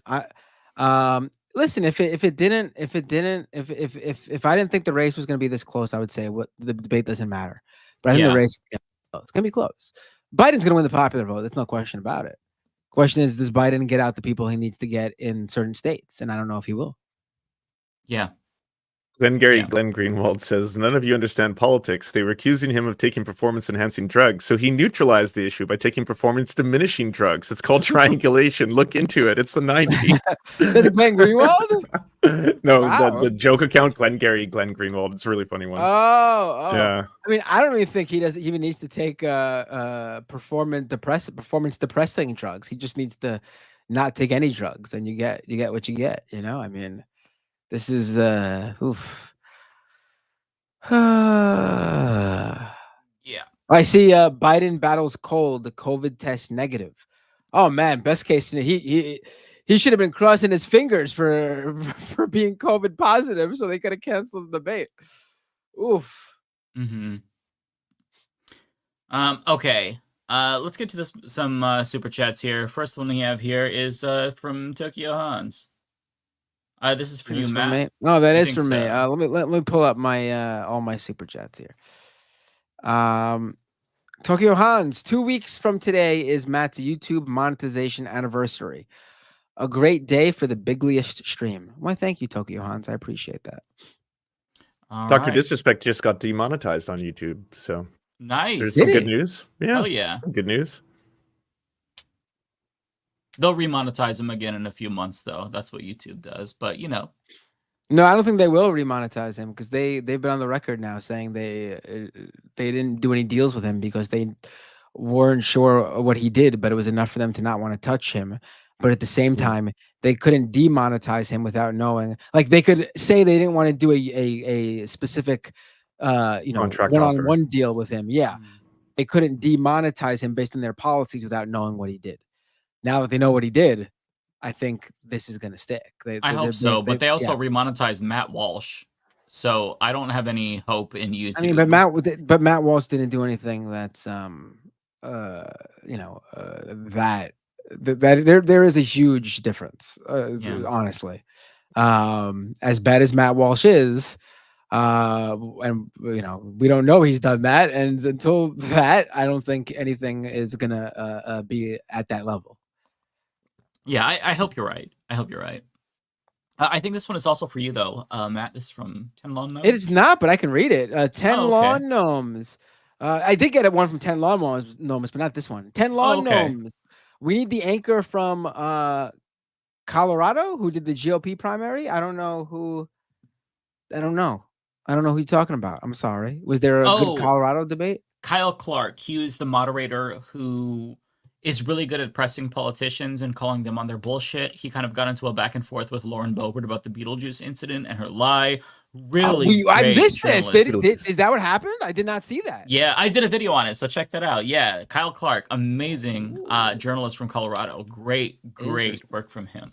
And he to her face at the debate, he mentioned To her Beetlejuice. face. What did she say? She just kind of sidestepped it. You know, I'm not going to be embarrassed by that for the rest of my life. I'm going to move on. You know, but he's like, but you lied to your constituents. It was great. It was, and there was another viral clip. I think David Dole covered that one of a different Republican in Colorado who he was grilling. And it was about abortion because he paid for an abortion for his girlfriend or mistress or something like that. But he's anti-choice. He's what pundits should be. Because he doesn't let them get away with their lies, so he's really fantastic. I gotta check that one out. Yeah, for sure. There we go. That one is yours, I think. Yes, it is. 10 Lawn Gnomes with a super chat. Thanks for streaming that hot trash for us. I mean, it was something. I mean, I knew it would be a interesting one because Biden and Trump basically we've not seen them interact for many years now. I wasn't expecting what we saw though. And I want to make this clear for people who didn't catch what I said 100 times in the beginning. Trump did just as bad, but a different kind of bad. Trump was really bad content-wise. He straight up lied and had bad positions to people who, he could have easily lied the opposite way and told people things they wanted to hear. I wouldn't put it past him to do that, but he couldn't even do that. Like, again, if you're someone who cares about the, and not from a right-wing perspective, obviously you see right-wingers attacking Biden for being old all the time. But if you are someone who legitimately is like, I'm concerned about the age of any president at that age, and you thought Biden did bad, you're probably also in that same cohort that doesn't think someone should overthrow an election. You're probably like a straight down the line type of guy or gal. And so Trump not saying he'll accept the election results probably turns you off too.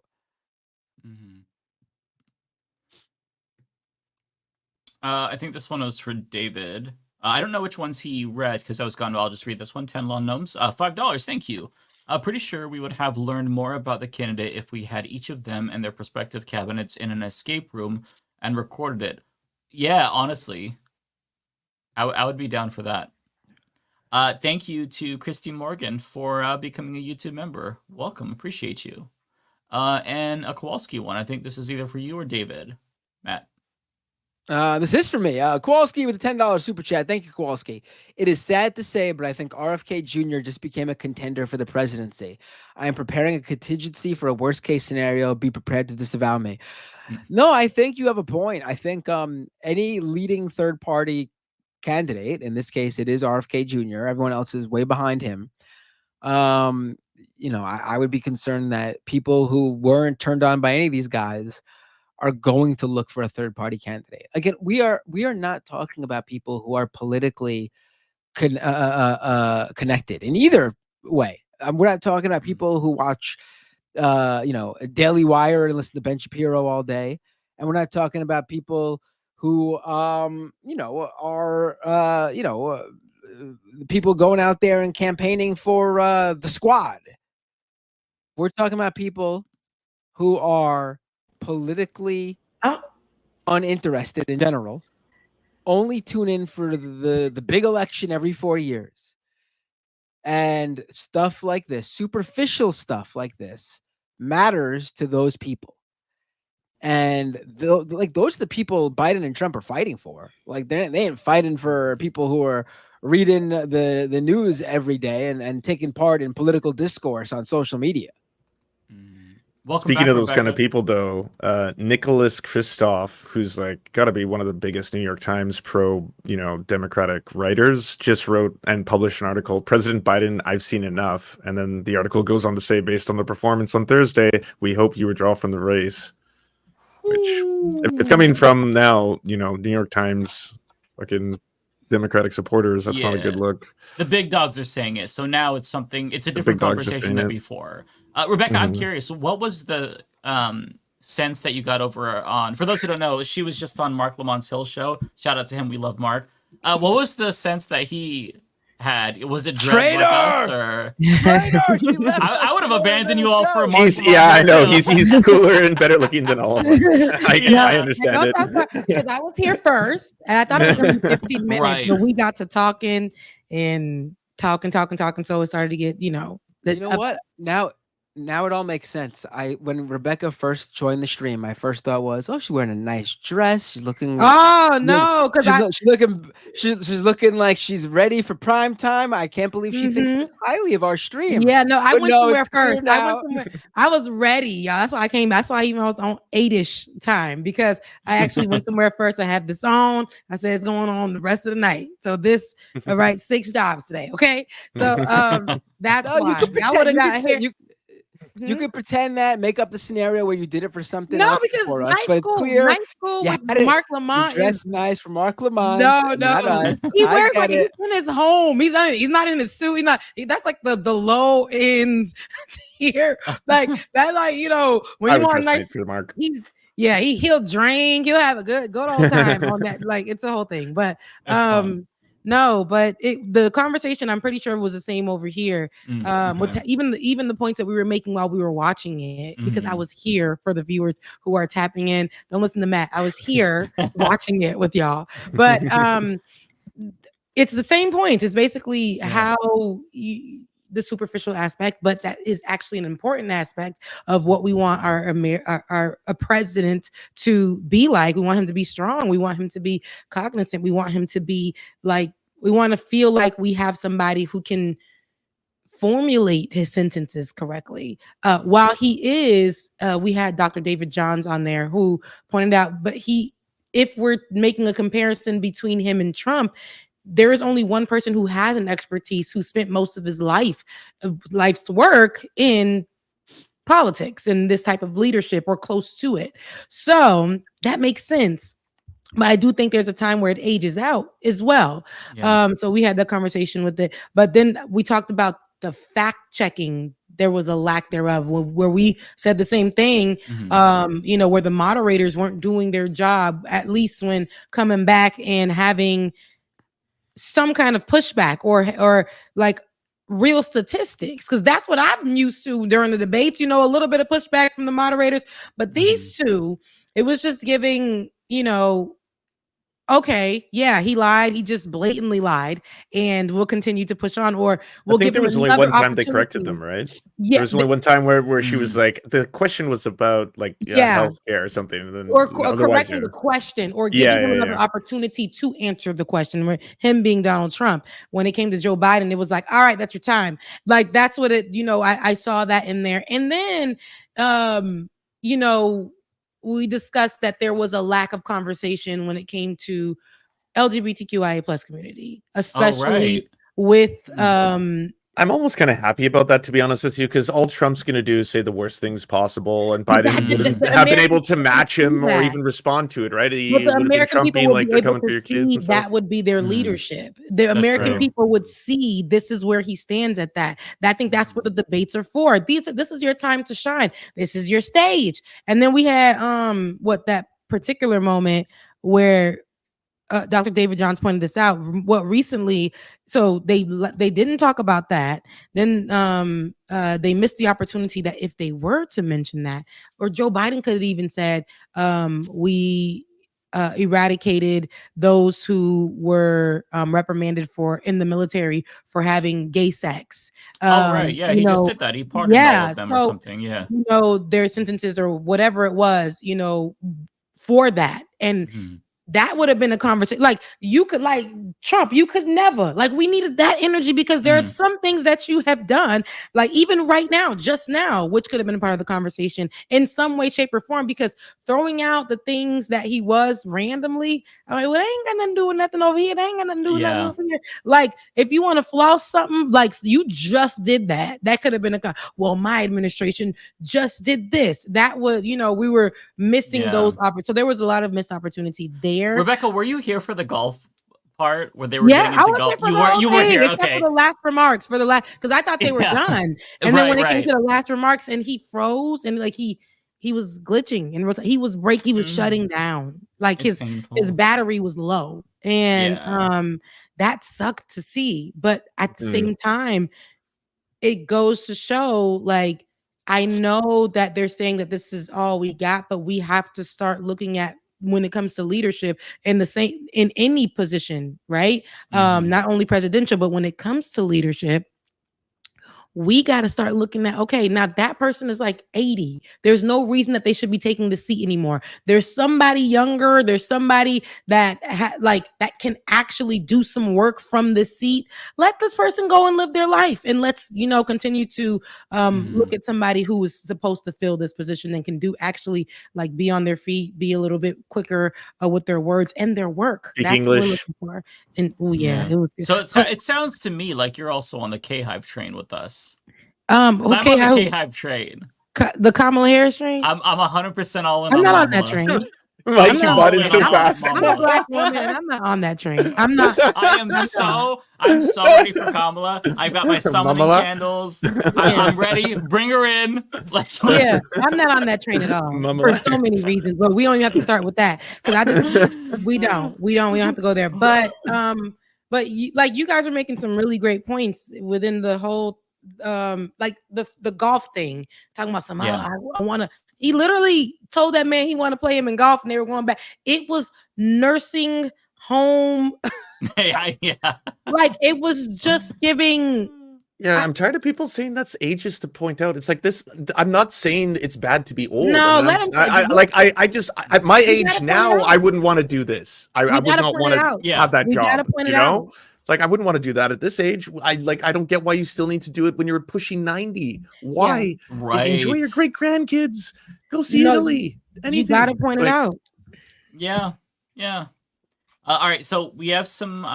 We're into super chats. Lance, Rebecca, do you guys have any? Rebecca can take it. Cash apps or anything that you wanted to? Oh, well, yeah. I'm about to slide. Y'all got my. Oh, actually, you know what? I do have some of yours on here, Rebecca. Let me pull it up for you. Me? I wasn't even on here. Yeah. So, wait a second. Is this? I see this one with the link, but it seems like a David Dole question or a Lance question. We're screwed. Can I come to Canada? That's from one of y'all. Yeah, Lance or David. There's this one. I think this one is for you. I don't think fact check matters. It's about perform. Right? No, it is about performance in a debate, and for the audience that you're trying to reach, people who will. I'm not saying fact checking won't matter at all, but the people who support Trump, there's no fact check you can give that's going to change their mind. Okay, so that was all that I saw. That was it. I know I haven't been here, so ain't nobody. But if you want to, my Cash App is Becca's Voice. Absolutely, y'all. I know that y'all did a great job breaking it down, because even while you guys are making your remarks while we were watching it, but they were really great points. And I understand the fact checking part of it, but it's also important because Donald Trump lies. Not only in this debate, he lies a lot. He made a lot of comments with no fact checking. His audience was going to call that A+ stellar performance. That cult is going to call it, a stellar performance. It's just based off emotion, but the American people should understand everything that he's saying that's a lie. Imagine that as leadership, but he was the president. He really was, and it was nothing but lies, taking credit for stuff that happened in the previous presidency with Obama. So that's important to really point out. Yes, the performance is what matters the most in the debate, but we have to start acknowledging. I wish we would start acknowledging that if you're the person that's going to take leadership, can't tell the truth, how is he really going to protect the American people? So that's important. That's important. Yeah. No, I totally agree, but I'm worried that people are going to. Right. I mean, I'm worried people are going to stay home because they're not going to I agree with what you said. That's scary too. Yeah. I agree with what you said about what makes Trump bad. Like, I'm not saying Biden did bad because I have some ulterior motive. He did bad because if you're concerned about Trump for those reasons, you're also concerned about Biden for the reasons that made him weak during the debate. You're worried he can't do it. And he showed during that debate that he potentially can't do it. I mean, I don't want that, but that's the performance he put out. Oh, I have, by the way, just to bring this in, this is the CNN SSRS conducted poll. So most people think that Trump won in 2020. And first and second debate, Biden won, according to the same poll. So, you know, to the extent that debates matter, this was not, I don't know to the extent that they matter, but this was really, he needed to shine. He needed to just get it together a little bit, and he so catastrophic. Yeah. I don't. Trump's out there going, stop the count. That's the election right there. Stop the count. It was crazy. I gotta watch it back. Like, I feel like I gotta watch it back and just like, it was a train wreck. It was a train wreck. But missed opportunities for sure. But yeah, no, I think that his performance, Joe Biden, based off of a lot of missed opportunities too. But I think that it had a lot to do with just him being of a certain age, in my opinion. Y'all could fight me. Everybody could fight me. Everybody could say what they want to say. But that does, I felt like that definitely played into how quick we were going to hear from him, you know, how fast, how witty he was. I know that when it came to the Black American conversation, he's used to having something to say about that. So he had his points 1, 2, and 3. What he's about Black businesses, the wages and stuff like that for Black people. He had that already, but everything else, it was hard for him to really put together his thoughts. He had them there, but it was really hard for him to put together his thoughts. So anywho, thank you so much for your, I'm going to read this one. Your super chat. I don't know why I thought that was really funny. You were just like, you were going into it and you were like, well, anywho. Yeah. I was just talking and I'm out of here because I'll be with y'all till 2 a.m. and I will not. So no, it's already late. Yeah. Thank you, Adar. Wow. We love hanging out with you, Rebecca. Yeah, you know, I love hanging out with y'all. So don't ever forget it. Don't ever forget it. Adar, thank you guys so much. $20. I appreciate it. Saying I'm just glad we finally beat Medicare. All right. So that was that's so a great moment. I just remembered that's real. That's a thing that happened. Yep, oh my we God. did it. What is this? Oh, and Jill Biden just put out a video, by the way.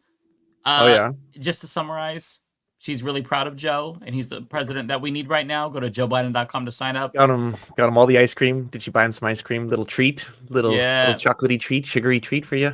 She needs to be having a convo with him. Absolutely, and like I think it's time to maybe you maybe need to. I don't know. It just I don't know, guys. But I love you guys. Mean it. Yeah, you take care. And I'm out of here. Yeah, thanks for dropping in again. It was nice to see you. I told you I'm coming back. I love you guys. Mean it. All right, love you. Next Take Thursday. care. Oh no, we're not doing next Thursday. Oh right. Yeah, it's 4th of July. White people holiday. I'm not American. It doesn't apply to me. If you don't want to do it, I won't do it. But I'm fine. I'm fine working on Independence Day. We probably won't have much viewers though, which is the thing. Why don't we watch Independence Day then? It's such a great film. We could Black watch people are going to be throwing something on the grill and talking about what happened to this holiday and why they ain't doing things right. So that's what we're going to do. All right. Yeah. Fair enough. I'll probably spend time with family too, even though I don't celebrate. But I'll do something. All right, sounds good. All right, take care. Yeah. So I mean, unless the Canadians want to do a Canadian only stream, but it probably David Dole not having to do a stream. He'll check out. I won't be here. So yeah. Wait, what's going on? Next Thursday is 4th of July. Yeah. So all the Americans want to take it off. Yeah. Do you want to do a stream on the Tuesday before? Not really. I mean, I'll do the Thursday, but Oh, you okay? All right, fine. Yeah. All right, just throwing it out there. Binder, we could do an old fashioned what's the name of that late night call-in show you do? That's fun. Doomed? Is that Doomed? I don't get it wrong. Yeah. I do call-ins during Doomed. Yeah, I mean, Maybe. People are asking for UK election coverage. I mean, that's a pretty done deal, isn't it? From everything I'm reading and seeing, it looks like I don't know, it's going to be a changing of the guard. You go from the right wing to the neoliberals back and then back again, and yeah. And we brought on the Tabernacle a couple of episodes back, so check that out. He was very insightful. That super chat was for me, by the way. Oh yeah, okay, go ahead. Calm like a bomb. That was bad. Do we have a chance? I mean, yeah. I don't think this is it. Just wasn't a good way to kick things off, really. I think this being so far away from November is a huge help. My worry is that there's another one much closer to November that will be much fresher in people's minds. They got to cancel. I mean, that shit.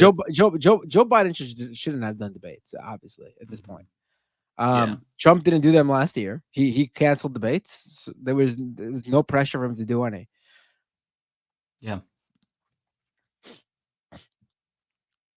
Tokyo Han says disappointing debate, not one mention of corn pop. Lizzie Bennett with $2. Thank you, Lizzie. Says who won? I don't know. We, the country, lost. Yeah, absolutely. I expected to feel demoralized after watching the debate because they just have that effect on me. But the feelings that I got were much different. Now it's just like, oh no, like we're going down. It's a catastrophe. So very different than my usual debate dread, or post-debate dread, I should say. Okay. So calm like a bomb. I think we need to apply for a passport after that. Yeah. If you don't have your passport sorted out, you should do that. Ignar Husky with a member super chat says, that was bad. Biden was whispers McMillan and looked like a lost puppy. This is done unless the Dems force Biden out. And now we need it or we're fucked. Yeah, I absolutely agree with you. Ultimately, it's Biden's decision to make. They can influence him. It seems like the calls are being made right now. There's rumblings of it. Am I hopeful that that's going to happen? Absolutely not. I do not think it's going to happen. But, there's a non-zero chance. Closer to zero than, anything. But I don't think it's going to happen just out of precedent, to be totally honest with you. Don't get me wrong, though. It is pretty wild right now because I am half, talking to Mike and also half on the internet seeing what everyone's talking about. And I've never seen this many either liberal commentators, liberal newscasters, or people talking about insiders all saying the same thing simultaneously right now. And also people writing for the New York Times, Vox just put out an article about it too. It seems like maybe it's just a hot button topic tonight because the performance was so bad that everyone's just like, all right, let's just entertain this because it gets the clicks and the likes for a single evening. And maybe in a couple of weeks, no one will be talking about it. That could be probably more likely is usually the thing. I just mean from the inside of the Democratic, party. I don't see them, but the fact that multiple different sources now are kind of like, can he step down? Is there an option B? Is there something else available? And the fact that the conversation is being had by these people in particular, that's what really is striking to me, to your point. So I agree. To further bolster your point, there's a tweet from Richie Torres, of all people. Oh, okay. He says, the greatest loser of tonight's debate is the country. That's not an endorsement Richie of Biden. Torres. That's just that's Torres. as close as you can get to it's not even copium. It's that was bad, but fucking Trump is worse, kind of stuff. Yeah. Oh man, I'm surprised he didn't find a way to support Israel in that sentence. Yeah, right. He could have in the middle of it all. Calm like a bomb, $2. He did support Israel in that sentence because he remembered that Trump called Joe Biden a Palestinian, and that's when he. Oh, that's true. That's true. That was the moment. Yeah, true. If Trump that's the moment that he was like, "Oh, Trump won the debate."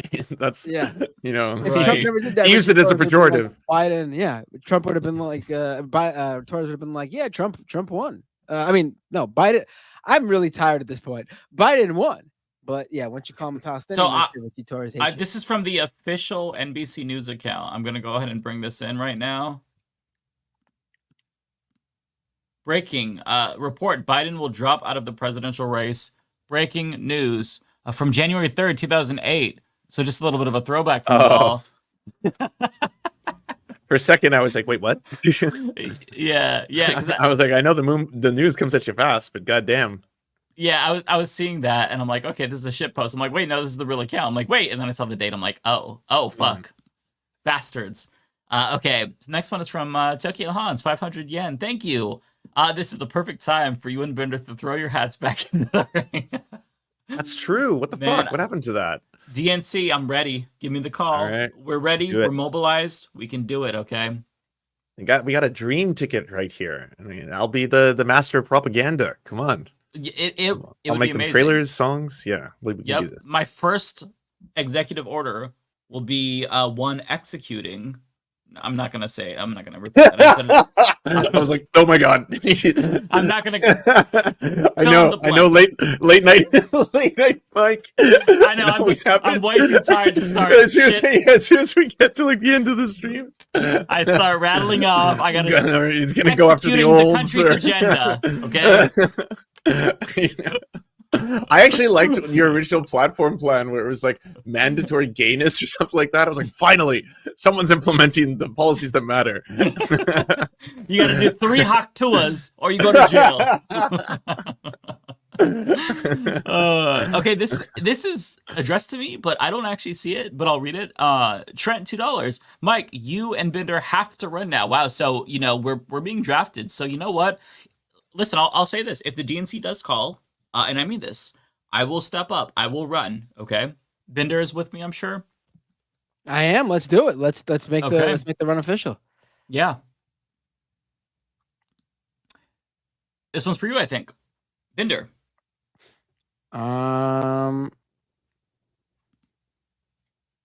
It is Charlie DeGenimer with a membership super chat, member for 11 months. Thank you, Charlie.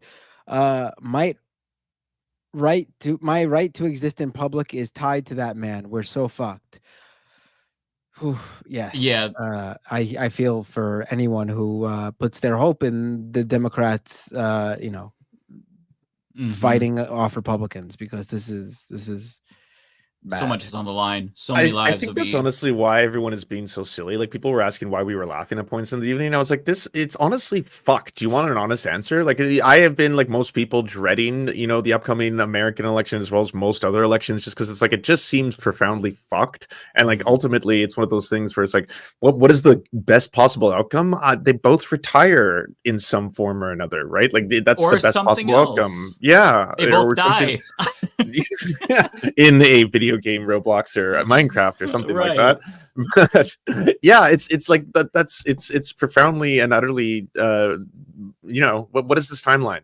I consistently think that it's like that having simultaneously, like, I understand why, like, who am I to tell younger people right now, you gotta really fucking step it up, because you gotta help old Joe, that, like, meanwhile it's like every day they're dealing with like the realities of like an ongoing genocide with taxpayer dollars, watching the daily bloodshed, the daily massacres, like that is clouding most of my thoughts during the course of the day. And then it's like, hey, by the way, we got to get back to this debate and this contest is important and all that kind of stuff. It's like profoundly fucked.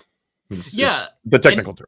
Yeah, and my fear with that is that a lot of people, just for mental health sake, will tune out because it's just so bad, so destructive. I feel like if I didn't cover news and politics for a living, I would just like try to be as ignorant as I possibly can. It's a privileged position to try to be ignorant, but like, it's so dreadful and overwhelming that like, you kind of like, you want to just not look anymore because you're just better off that way psychologically. So, the widespread demoralization, it's going to affect Democrats in a really negative way, because it's following politics is painful. The situation is painful. Oh, it's true. But like this person in one of the chats, mountain bike fan, being like, do people want Trump to win, knock this shit off? It's like, what benefit do you think it helps in the upcoming American election to have people sit here and give you a delusion, like to sit here and do a little fantasy for you? We can put on some music if you'd like. We can all sit here. That was amazing. Boy, did he perform well. Stellar, outrageous. Don't you think so? Like what does that benefit anyone? Like, to sit here and just deny reality. If you want spin, watch MSNBC. Yeah, Fox News. I'm sure they're doing a great job of it right now. Yeah, but well, actually, MSNBC is they're kind of saying what we're saying right now, because you kind of just got to call a spade a spade. You can't like gaslight people and say, no, what you're seeing, that's not actually, like, he's not demented, he's not incoherent, there's no problem there. Like, that's absurd. We're not going to lie to you. And of course, we don't want Trump to win. Hence why we're so forceful in saying Biden drop the fuck out immediately, because it just feels like this is such a dangerous game to play with the stakes being so high. So many people's lives would be ruined if Trump were elected. So yes, I agree with Biden that democracy is at stake. That's why he should not be running, because he is not the person who can defeat Trump. He did it in 2020. Awesome. Great. He's a different person now. Not acknowledging that is, I think, really irresponsible. So we're not going to lie to you. I'm sorry. Yeah. I think this one is for either you, Matt, or David Dole. That is for me. Radio Friendly Box with a super chat. Only Morning Joe can convince Biden to drop out. Sad, but likely true. Yes. That is depressing. Morning Joe and Biden. Morning Joe will never do that. He'll spin this. We'll see. Marley Morgan, $10. Thank you, Marley. That's a very generous super chat. I'm a 32-year-old living in Louisiana who'd like to transition. Here is bad, and the rest of the country seems fucked, maybe. Any good migration ideas? US or abroad? The gayer, the better, LOL. It's hard to say. Being a US citizen and moving abroad is difficult. I know that there are some European countries that might admit you if you have like a grandparent that served in the military. There are some Latin American expat communities, Costa Rica and whatnot. There are options, but I would say, you have to do your research there. I've done a little bit of research into this. I've thought about it myself, but yeah, nowhere's a utopia. But I would understand you not wanting to stay here if Trump won.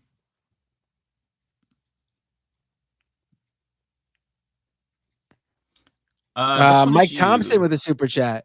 Going to laugh when they start talking about subbing Hillary. I don't even know, man. I don't know what's going on. I don't know what the hell. Like, we're in a. This was bad tonight. This was bad tonight. Yeah.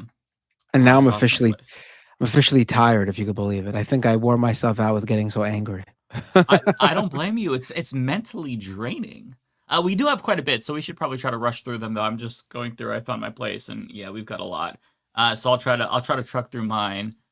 This one is for you, I think. Hans with a super chat. Totally vote for Jimmy Carter. Make him put up solar panels on the White House lawn again. He would at least be good on the environmental issues. I mean, yeah. Mm-hmm.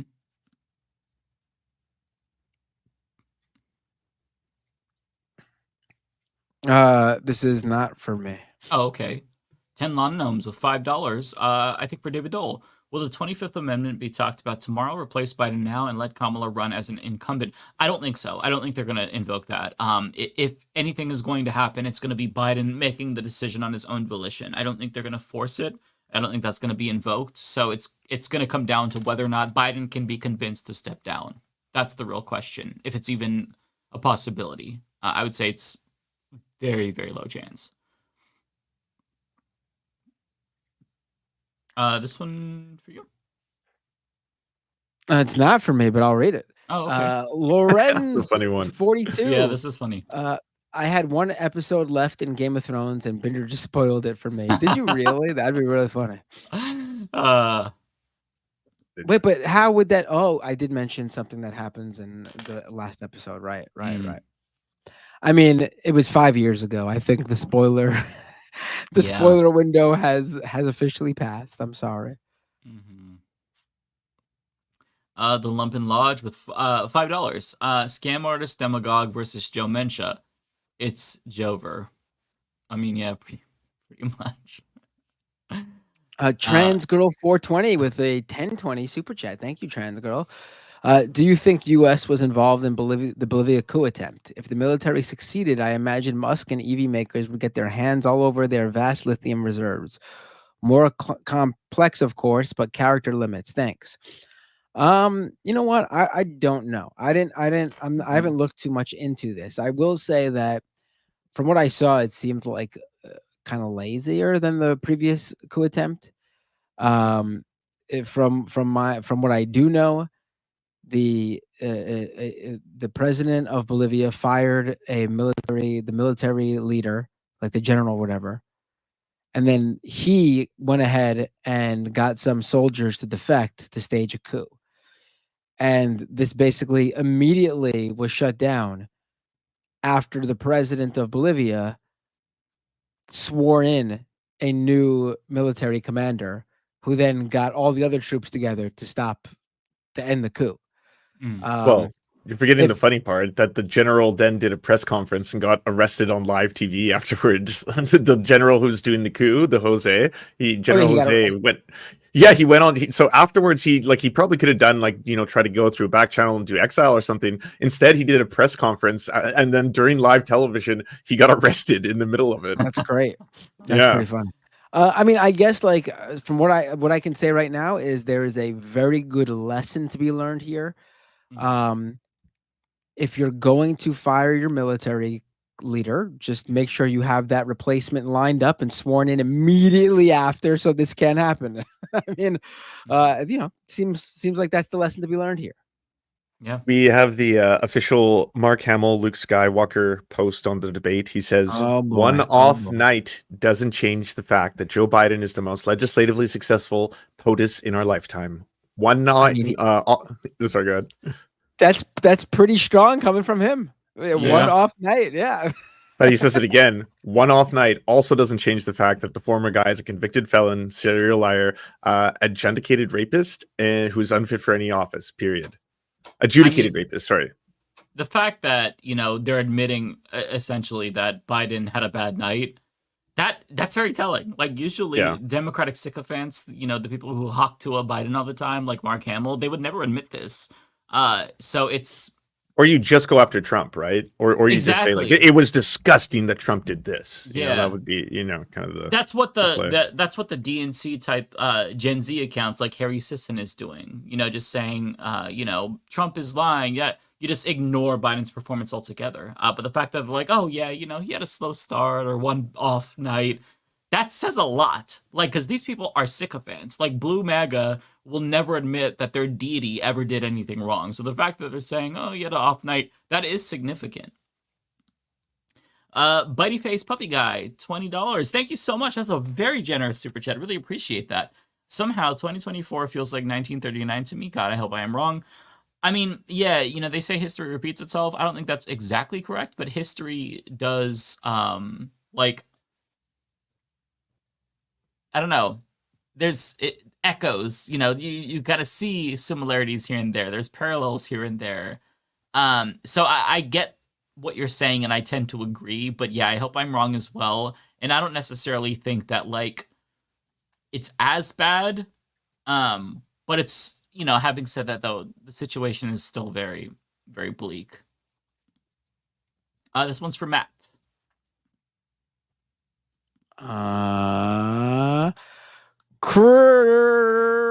It is not for me, but I'll read it. Oh, okay. Chris with a super chat. Even CNN is in meltdown mode right now. Biden will not be on the ticket in November. The donors won't allow it. Yes, he will. He will. They're not gonna. It's not gonna be no. I mean, Biden is a very stubborn old man. So even though the donors kind of pull the levers, you're trying to convince the most stubborn person who's set in his ways to give up all this power. That's a very, very big ask. I mean, he should, but I mean, come on. Jake Cass with $2. 4 more beers. 4 more beers. That one was for me. My bad. Is it okay? Okay. This one is either for you or David Dole as well. I'll read that one. Why not? It's not for me. But Justin Kozik with a super chat. Can they stop calling Trump president, please? Fox is addressing him as former President Trump. What the fuck? It's so dystopian. I mean, it is what you call a former president. You can do that. It's not. I don't have any problem with that. I personally don't like it, but it's not the biggest thing in the world. I wish they would just say former president, But they kind of when it comes to political titles, you usually call somebody the highest office forever. Like it's still Secretary Hillary Clinton. You know what I mean? So it's not out of the norm per se. Okay, still alive with $5. I think this is for David Dole. The trick is you got to find the least Zionist of Zionists. Thinking guy meme. Yep. We have Bitey Face Puppy Guy again with $10. Really appreciate all of the super chats. Very generous of you.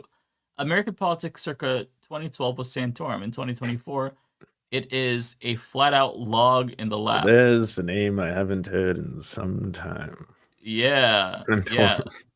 That's a gross I should Google what it means. Yeah, what does Santorum stand for?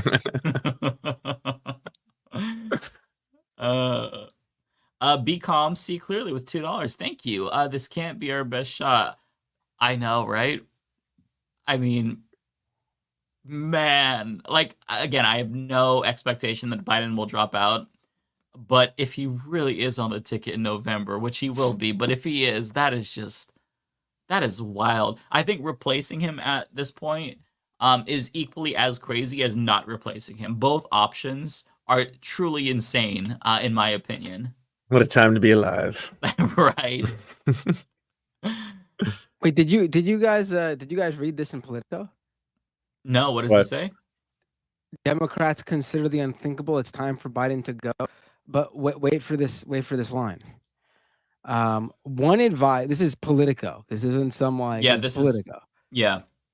One advisor to major Democratic Party donors said they were texting from a meeting of donors in Atlanta on Thursday night, some writing, WTF. Our only hope is that he bows out. We have a brokered convention or dies, the donor advisor said. Otherwise, we are fucking dead. Wow. Oh. God damn. Oh, okay. This one is for you, I think, Matt. Might be David Dole. I'm not sure between the two of you. So, no, not for me. I'll read it. Mr. Paul with a super chat. No one's talking about the Middle East. Bold strategy, Cotton. I mean, it actually was very smart of both of them to move on from that topic. ASAP. They're both terrible. Yeah. Yep. 100%. I mean, actually, it should tell you a little bit about Israel's waning influence over the American people, that or at least popularity. They didn't feel like it was a winning issue for either of them to spend much time on. Yeah, they spent way more time on Ukraine. Right.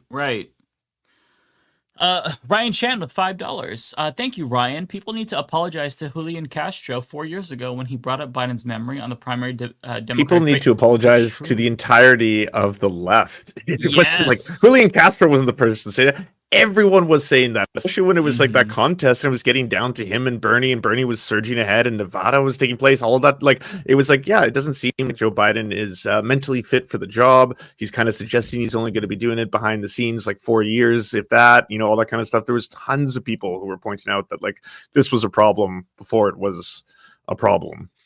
Yeah. So I can't pull up any more tweets. This is the last one that's showing up on my feed, Matt.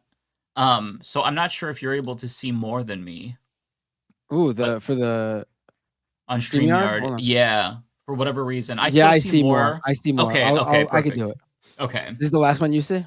This is the last one I see, yeah. We're not even halfway, buddy. This is gonna be oh my god. Long night. Oh my god. I was like, wow, we're getting towards the end. And I'm like, wait, I'm still seeing more in my feed. Like, wait.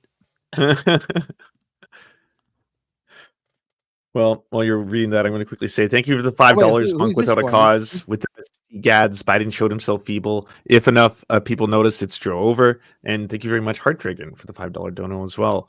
No message, but I'm sure it's things are fucked. Seems like things are fucked. Everybody's having a mood tonight. Yeah. It's laugh or cry. Or scream. This weekend, treat yourself to something, even if it's like, something simple. Watch something nice, maybe eat something that's tasty. You deserve it after watching that and suffering through this. By the way, I think this is for David Dole. Rolando Capalleja with a super chat. The Florida Panthers are the 2024 NHL champions. My condolences to the Oilers and Canadians everywhere. Until next season. Yep, that's what happened on Monday. I guess Rolando is a couple days behind everybody else. I guess he'll super chat in about the debate in 4 days. No, I'm joking with you, Rolando. Yeah, I was disappointed. I wanted Oilers to win too because a 4-game comeback would have been legendary. Literally, it would have only been the second time in NHL history it happened if it did. Since 1942. But I was rooting for the Oilers just because the excitement from you all. Like, I wanted to see the joy on your faces. I wanted people to have something nice, and Yeah, it's one of those things too where like the star of the team, McDavid, like he was just unbelievable in the 3 games leading up to that final. It was it just felt like he deserves, to have his name on the Stanley Cup. But he's young, he's got lots of opportunities. Luongo used to be the goalie for the Canucks, and he finally got a Stanley Cup, so that's cool for him. He was a good goalie. Nice. So, there's a lot of Canadians on the teams. It's not as if Canadians didn't win the Stanley Cup in one way, I guess. Oh, if a hockey team wins the Stanley Cup, a Canadian has won the Stanley Cup. Yes, Seems pretty a handful. And an Indigenous player won the Stanley Cup on the Panthers as well. So that's nice. that's cool. Oh, yeah? Hell yeah. I believe he's from Lakota Nation. Yeah. Oh, I gotta move on. I forgot. Yeah, you have to shift to the next one. Yeah, I'll keep track of mine. You're just out there. All right, I'm gonna raid into y'all. I gotta walk Chico. All right, take care, Lance. Have a good Bye, night, guys. Lance. Love you. Take care, All right, brother. J Cass, is this for you? No, this is for David Dole. All right, J Cass. Biden made Fetterman's stroke look like a hiccup. Ooh. Abscondage with a super chat. Let Binder cook human flesh. I didn't say we should cook any flesh. I just said skin him alive and have Obama wear the skin suit and perform in the next debate. I mean, it seems like the most obvious scenario. That's the only chance. Yeah, Layla Spellwind with a super chat. If anything is worth money, it's Matt with the Ed Gein Biden suit idea. Thank you, Matt. The world needs a giggle now and then. Thank you, Layla. I appreciate it. And I wasn't joking. But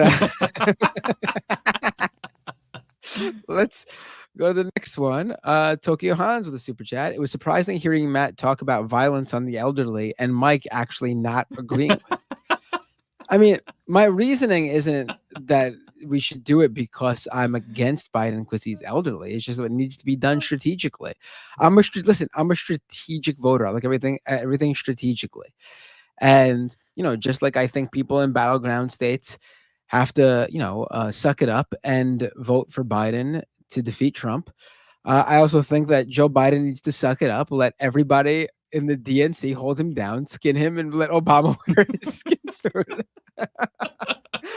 So that way we can see a Joe Biden at the next debate perform. Yeah. JCast $2. This was the only elder abuse Mike doesn't endorse. Right. That was elder abuse. It did feel very wrong. Yeah. Tokyo Hans again. It would be bad to have on-the-spot fact check during the debates with Trump. The servers would melt within a minute. True. Yeah, I mean, they don't really need to. I guess like what you said, like an AI doing the fact checking. I guess. I mean, if it was AI doing the fact checking, it would be like confirmed 100,000 deaths have been recorded in New York City just yesterday because they always get this shit wrong.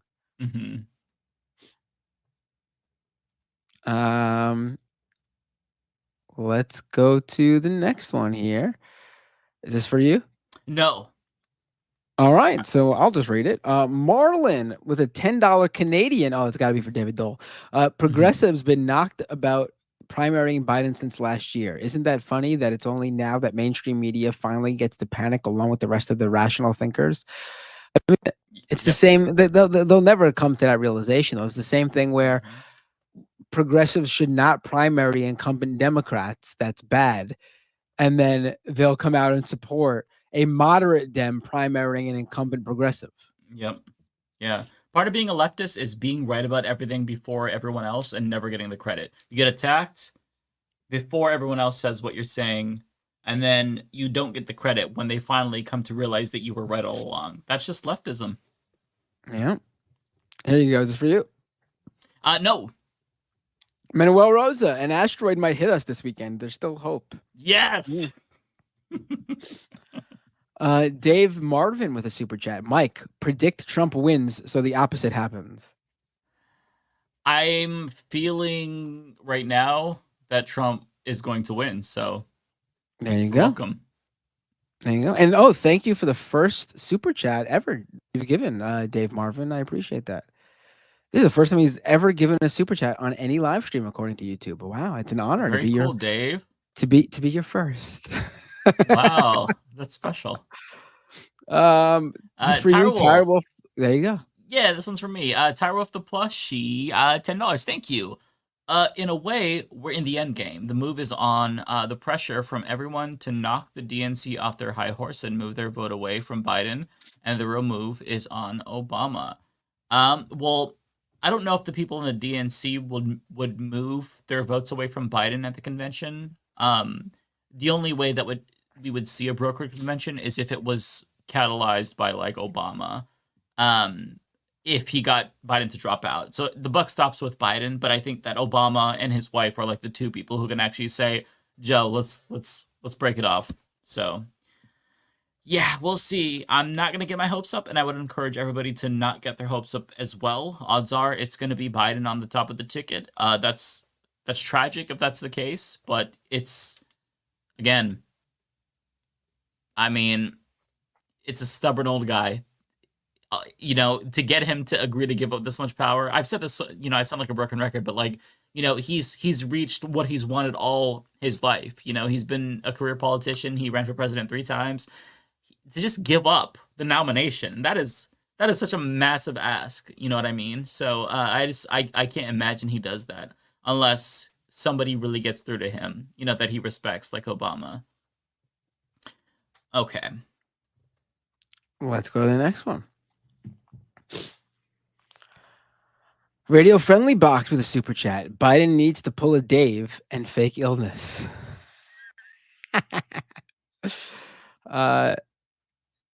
SK with a super chat. Jimmy Raskin can unite the left and win. Is this a joke? I mean, he's not the worst. He's not bad. He's not the worst, but he's not the best. He's not. Yeah. I'll take him over Biden. Yeah. Resonant one with a super chat. As a Michigander, considering becoming a wolf for Windsor, Sarnia, and Salt Street, Mary before Canada builds the wall. I don't even know what any of that means, but thank you for the super chat. More power to you. You Canadians with your crazy words and things. This is not for me. Not for me, so it's David Dole's. Marlon with a super chat. Damn, people giving big money to David Dole, and he's not even willing to stick around for them. Unbelievable. You think they'll put up AOC or anyone of the squad with Harris should Biden bow the convention? Not a chance. 0% chance.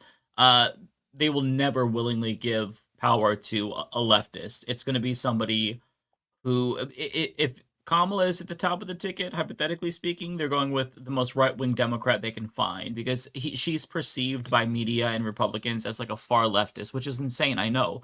But they're going to put up some white dude who's like moderate or very articulate.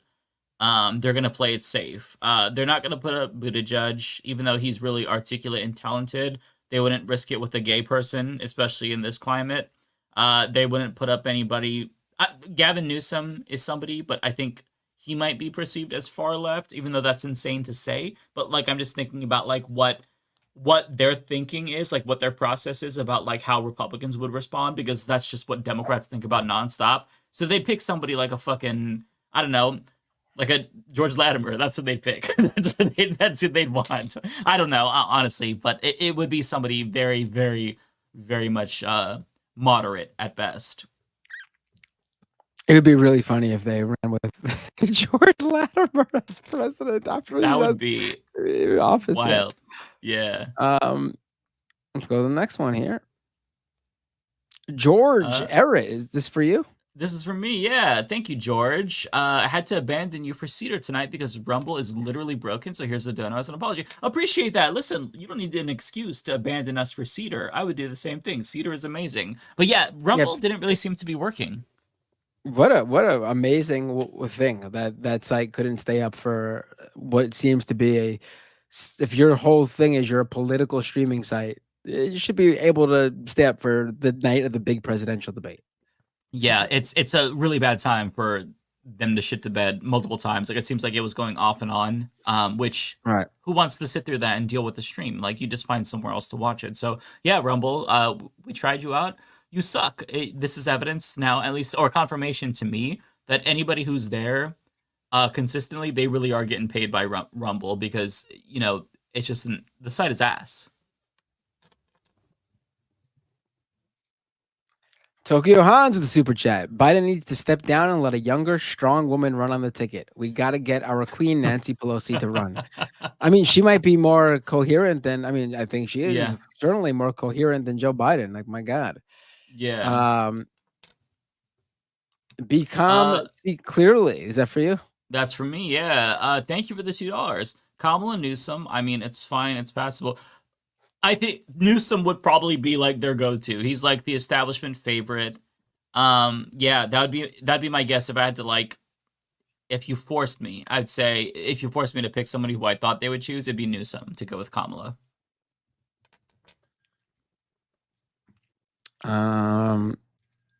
Monk without a cause. Is this for you?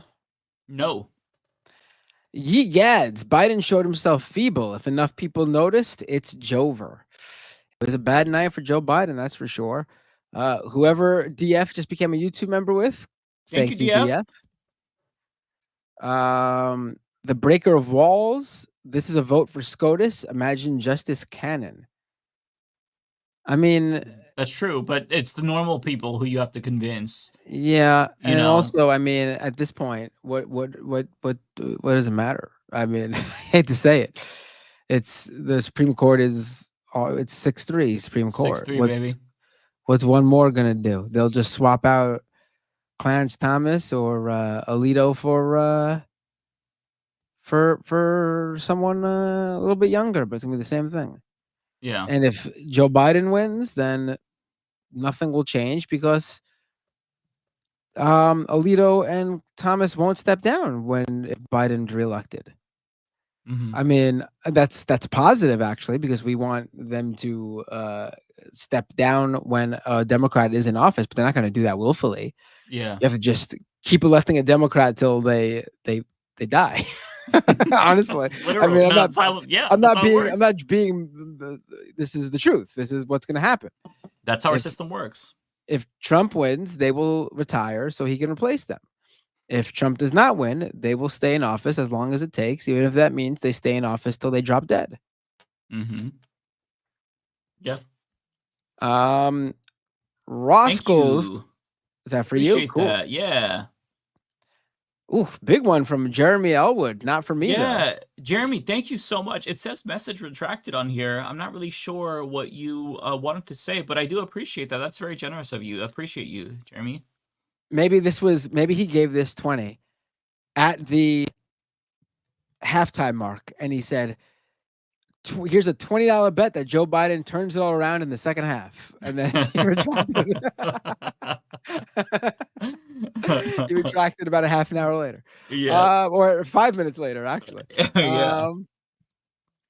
Still alive. It's for you. Go ahead. Yeah, this is for me. Thank you. $10. Appreciate that. Here's hoping Jon Stewart cuts to the heart of the matter on his show and says what we're all thinking, that Biden got to go. His voice is very much needed right now. Apparently, there's already a clip of Jon Stewart talking about this. I haven't watched it yet. I don't want to play it on stream just because of DMCA issues. But yeah, I don't think that what Jon Stewart says will move the needle.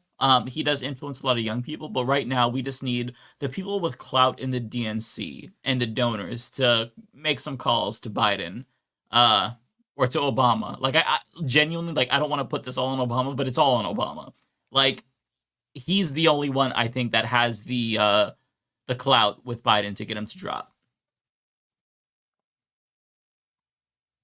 Where are we? I'm like reading people's comments. I need to, because when you do the stream, you don't see all the takes that are being written online, and I need to know how it's, you know what I mean? Right. Jana Blaha, not for me. Thank Is you, this for you? Jana. Yeah, this one's for me. It can't be Biden. Thank you, Jana. It can't be Biden if we want to win, but sadly, don't think Dems will listen to reason. That's exactly where I'm at. It seems like some of them are willing to at least say that this is a bad look, but the question is like, will enough of them? You know what I mean?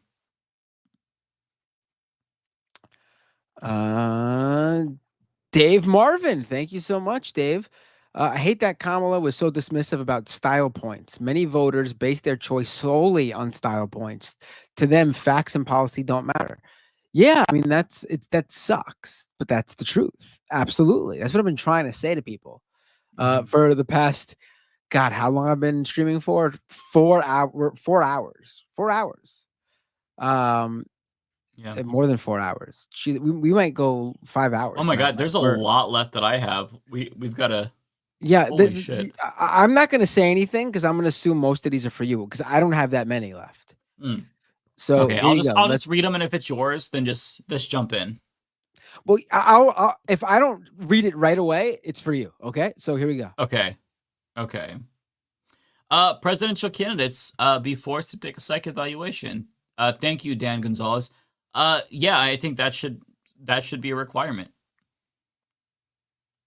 Ryan Lennon with a membership super chat, member for 11 months. You should have seen how drunk Emma got tonight. Still more coherent than Biden, though. Did she? I mean, I got to see what happened on the stream. Yeah. Good for her. Jimmy Snow made a great point in his commentary. Thank you, Eva, by the way. This is for David Dole. About how reasonable voters have already decided to vote for Biden. Undecided voters are here for the vibes, not the facts. I mean, yeah, I think that there's a lot of people that are, if you're undecided at this point, you're kind of basing it more on the style instead of substance. I would agree with that for the most part. I'm just glad we finally beat Medicare. Thank you, Adar. This one was for Rebecca, I believe. Oh.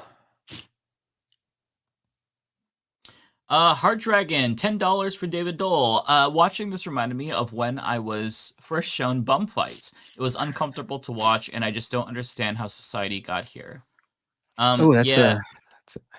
There's a video that people are showing of these two old guys that are like fighting and they fall into a table. I've seen it shared on Twitter a bunch. Yeah, it feels like feels very wrong. Altruism is gone with a $10 super chat. Thank you, Altruism. Despite Joe Biden, Lena Khan has been amazing in this administration. If Biden steps down and say Gavin Newsom was nominated, do you think they would replace the more progressive cabinet members?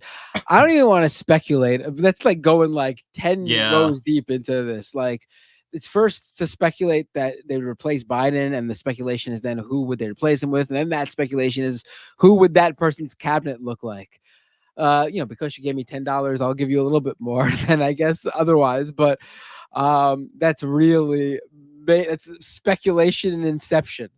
I mean, I would assume that if they were to replace Biden, because of how it went down, they wouldn't change up like who runs agencies all that much. They would keep pretty much everyone in their place to make things simpler and try to run it as close to how it was running, like how it was going to begin with. Would his administration, like in the White House, look different? Yes, that would look different. But in terms of like the agencies, I don't think we would see anyone really lose out their jobs, at least for a while. But that's like speculation within speculation. Omega with a $10 super chat. Wow, these voter ID ads are back in force. Anyway, I wanted to ask an election question. I noticed the Senate election was canceled when I checked my election site. Any insight into why it said that? I don't know. It's probably because there wasn't anyone in the primary, like run it. Like I didn't have anyone to vote for in the House because no one primaried Grace Ming in my district. So there was no primary. Yeah.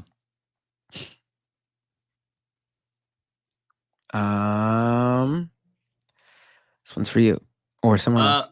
Yeah, Ryan Chan, $5. Thank you. Policy-wise, this debate shows how much both parties hate immigrants and Palestinians. Yeah, exactly it. I still, I mean, it's not shocking, but like, yeah, Donald Trump used Palestinian as a slur on Joe Biden. I mean, which was so fucked up. Yeah. Guamu with a super chat. Voters don't care if a president candidate lies. Look at the Mexican election where the current president lies every day for hours and his party got an historical landslide victory. Charisma over truth.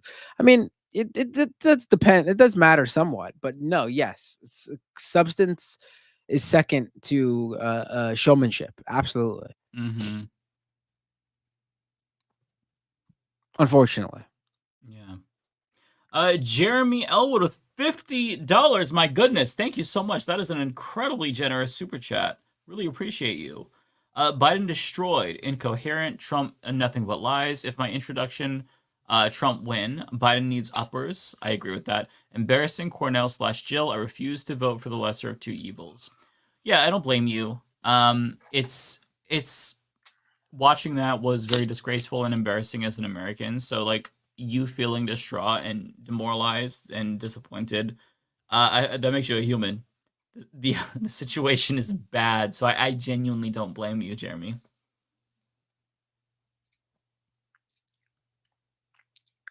Creflo $50. I'm really disappointed the moderators didn't ask about the Dr. Kid Inspect. Oh, Dr. Disrespect, I think. Oh, Dr. Disrespect scandal. Right. Oh, but That would've Dr. been pretty Kid funny. Inspect, I see what they did there. Oh. Yeah. Dan Gonzalez, $2. Thank you, Dan. Psych evals need to be required to run. Yeah, totally agree. More than that, honestly, but yeah, at a minimum. Jay Shella with $5 for David Dole. Thank you. Why didn't Biden say, "Look here, fat"? That would have been amazing because he kind of did fat shame him at some point. So Yeah, he almost did. Yeah, he almost did do that. I mean,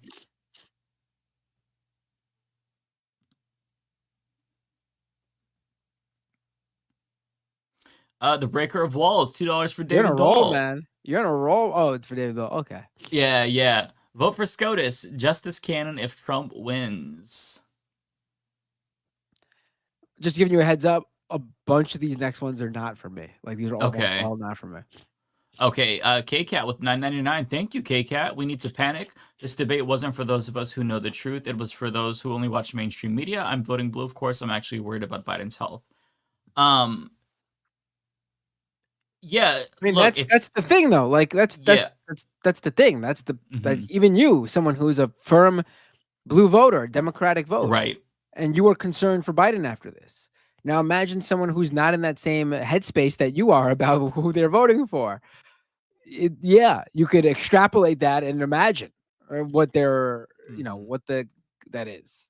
Never underestimate, as that one person said, so many people vote based on vibes. Like, I kid you not. Or just on like there's this like more old trope about like, well, would you want to have a beer with a politician? And I always thought that was so stupid. Because it's like, no, of course, people care about policy. Honestly, that's literally what these normies are thinking about. Like the people who are undecided right now, like these swing voters, that's literally on their minds. Unfortunately, I wish that Americans cared more about substance. A lot of them do, but these people who are more squishy, like independents, like a lot of them, they genuinely are just gonna look at who looks more strong, like that, like just being strong or presenting confidently. That makes such a huge difference. That's just the way it is, unfortunately.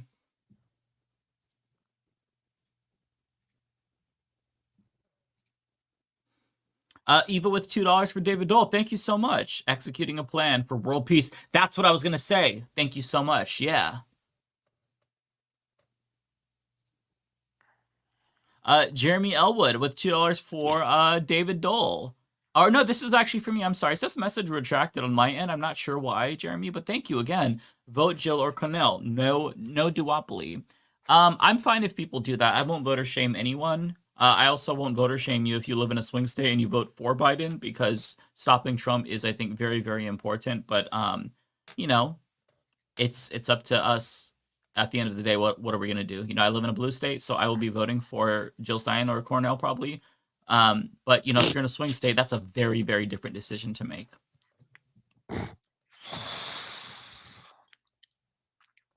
$10 to David Dole. Thank you, David. Shocking watching the lies from Trump, who are realistic candidates to step in for Biden. Otherwise, we just get behind Joe. Intelligent backroom behind him. His presidency has been a good one. Well, I wouldn't say his presidency has been a good one because he's doing a genocide in Gaza. Him supporting that, to me, you can say yes, he did all these great domestic things, but that really has tarnished his reputation. In terms of realistic candidates to step in for Biden, I think really the only option is, as Matt was saying, is Kamala Harris. She's got the votes. She's part of the administration. That's the only one that makes sense, democratically speaking. You can't really make a case that anyone else would be democratically elected. Kamala Harris was voted in. She won the primary. So that's the only thing that makes sense to me, at least. Angelo Henry with a super chat. Bernie 2024 because age is just a number and third time's the charm.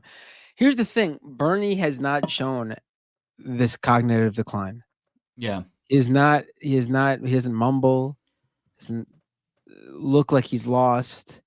Yeah, I don't care about age. I care about competence and cognitive ability. People age differently. And Bernie Sanders has been blessed with the health and aging gracefully. Biden clearly is struggling here. Yeah. I don't know what else to say. This isn't me being undeniable pro Bernie, anti Biden. This is just the facts. You could watch all the rally performances. He was just out in the Bronx for Jamal Bowman 2 separate days in a row, doing a rally Friday and Saturday. You can watch it. You can disagree with what he has to say. You can disagree with his the content. You can be the biggest Bernie Sanders hater on the planet. He's just not. It's undeniable. He's just not aging in the same way that Biden is. He is still with it. He's still sharp. It's just, it is what it is. I don't know who this is for, but I'll read it anyway. Sorry, Mike. It's getting late, so I'm just going to read them. Phantom Rose with a super chat. There's going to be a competition fight to replace Biden. I don't think so, but we'll see. This one is for me. Demas Rex with a super chat. I just wish Ryan Grimm would ask the press secretary if the Bidens have picked a nice country to flee to if he loses. His family should do an intervention. This is the thing. They'll be fine. The Democrats, as in elected Democrats, Joe Biden and his family, they're going to be fine.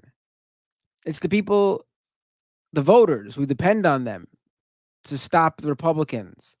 They're the ones who are going to hurt. If Joe Biden loses, it's a bonus for him.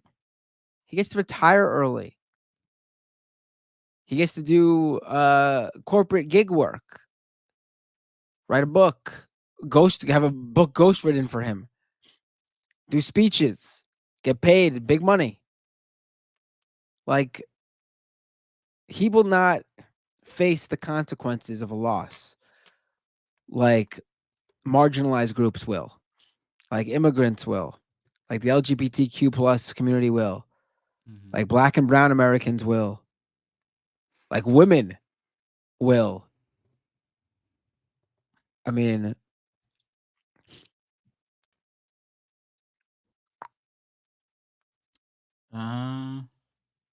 I think this is for David Dole. Thank you, Granuk.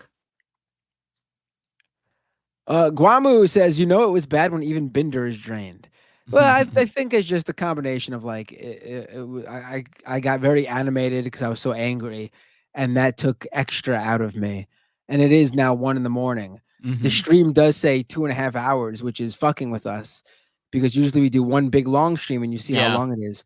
We started at 8:30. We're now approaching 9, 10, 11, 12, 1. We're approaching the 5-hour mark. And we all got to get up early tomorrow. We have a special project that we're all working on. I'll be up anyway because I got to take my kid to camp in approximately 7.5 hours. Oh my God. We have to speed it up then.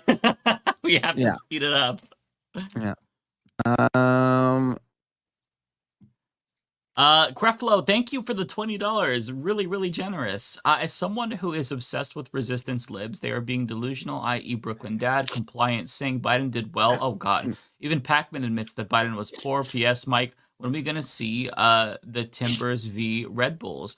I have no idea for that last question. But yeah, Brooklyn Dad, I checked his feed, and yeah, he's never going to admit. I'm pretty sure he's like a paid operative for the Democratic Party, so he'll never tell you the truth. He'll just say what he's paid to.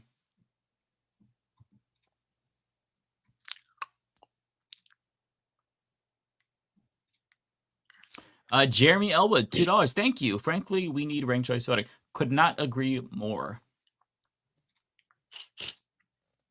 Supercalifragilisticexpialidocious, $10. Thank you so much. Harris performed an orchestrated coup, joining the broadcast of CNN and MSNBC after the debate, where Maddow, O'Donnell, and King gave off vibes that she should have been on the debate stage.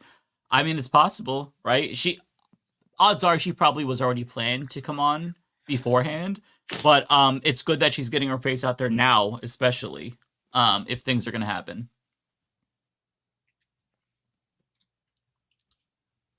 Anupam with $5 for David Dole. Thank you. If you could replace Biden, who would be your ticket? Must be younger than 80 years old. I mean, honestly, at this point, anyone. Ideally, I would choose Bernie Sanders. That would never happen, but the most realistic chance is Kamala Harris, I think, and so I'm fine with that. I'm fine. Anyone who can talk, anyone who can communicate their point across. Anyone who doesn't say when I defeat Medicare. what does it say? Defeat Medicare, baby. Oh It's my gone. god. So bad. I don't even know where I am right now. Here we go. Jesus. KCAP, $50. My goodness. Thank you so much. That is so incredibly generous. Wow. Thank you. I do not like that Biden is old and blew the debate, but he's done an okay job as president. A third-party protest vote. This late in the game is a vote for Trump. We can't afford it. If Trump wins, we will never have a free election ever again. I wouldn't necessarily go that far. I don't know that he would be a straight-up dictator, but would our democracy be heavily diminished with Donald Trump as president? 1,000%. I absolutely agree with that. So yeah, if I agree that if I were in a swing state, I would vote for Biden.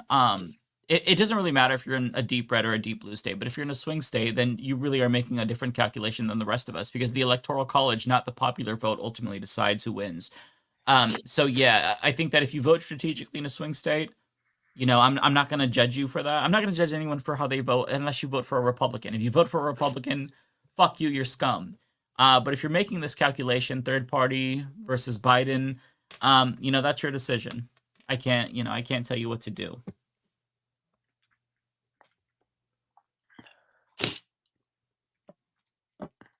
Choco Minka with $2. Thank you. Mexico looks nice, but Trump may make it a war zone. Yeah, he did say he wants to wage war on cartels. War with Mexico. Heart Dragon, $5. No message for David Dole. Thank you. Oh, yeah, no message. Whoops. Still alive, $5. Thank you. I'm gonna play Kirby Planet Robot on 3DS from my gaming backlog. That's my treat of fun. Treat of the night. Fun game so far. Yeah, treat yourself. That's good. Dave L with $5 for David Dole. So can roughly 350 million of us crash on Dole's couch for a few years? I think he'd be fine with that. I'd say yes. DB Z5 Naruto, $5. Thank you. I did the debate drinking game. Bad idea, might have alcohol poisoning. Oh, you never want to do that game. Never. I don't know how you could even have done a debate drinking game for this one, because there were so many like completely wild card moments. Like, did you have on your bingo card, for example, that Joe Biden would talk about defeating Medicare? Yeah, or the golf exchange, the debate about golf. Yeah. Like, come on. Corporate Dam's feeling real dumb right now. Bernie Heart Dragon 199 for David Dole. Yeah, I mean, I hope they feel dumb, and I hope that they feel stupid for shitting on the left. They for probably saying don't. the obvious. I don't think. Yeah, I think their heads are too far up their own asses. Daredevil, let me be clear. Let me be clear. You can keep your subdermis. Digitus Dendron 999. Thank you. If Kamala succeeds midterm post 24, who's her best VP pick confirmed by Congress? Bernie too old, Warren, Barack loophole, Michelle, Fab speaker surname, Gavin, safest, Gretchen, AOC, turns 35 October 13th. A Democrat who wins the nomination will never pick somebody who's progressive, even like an Elizabeth Warren. It just will never happen. I think she'd pick somebody who's safe. She'd probably pick a Gavin Newsom if I had to guess, or some governor who's like in like a red state, a Democratic governor in a red state. That'd be someone who I think. Orenza with a super chat. Matt, did you say anything about the short stacked, thick like a goblin, lolly stuff to Vosh? No, I did not. I was there to campaign and help try to help Jamal Bowman in the last ditch effort to keep another progressive who is extremely pro-Palestinian in office. So no, I did not. Jeremy Elwood, is this for you? Yeah. Thank you, Jeremy. I gave 50, but there was tech issues. Oh, well, thank you for that, Jeremy. I did see it after all. Appreciate you. Love you guys. Love you too. P.S. Biden failed so bad. Trump is going to win in November. We're fucked. Yeah, I think a lot of people are feeling the same way, Jeremy.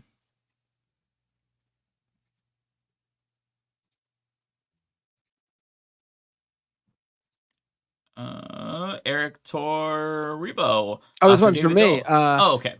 Kamala plus Demgov from the Republican state, Kentucky.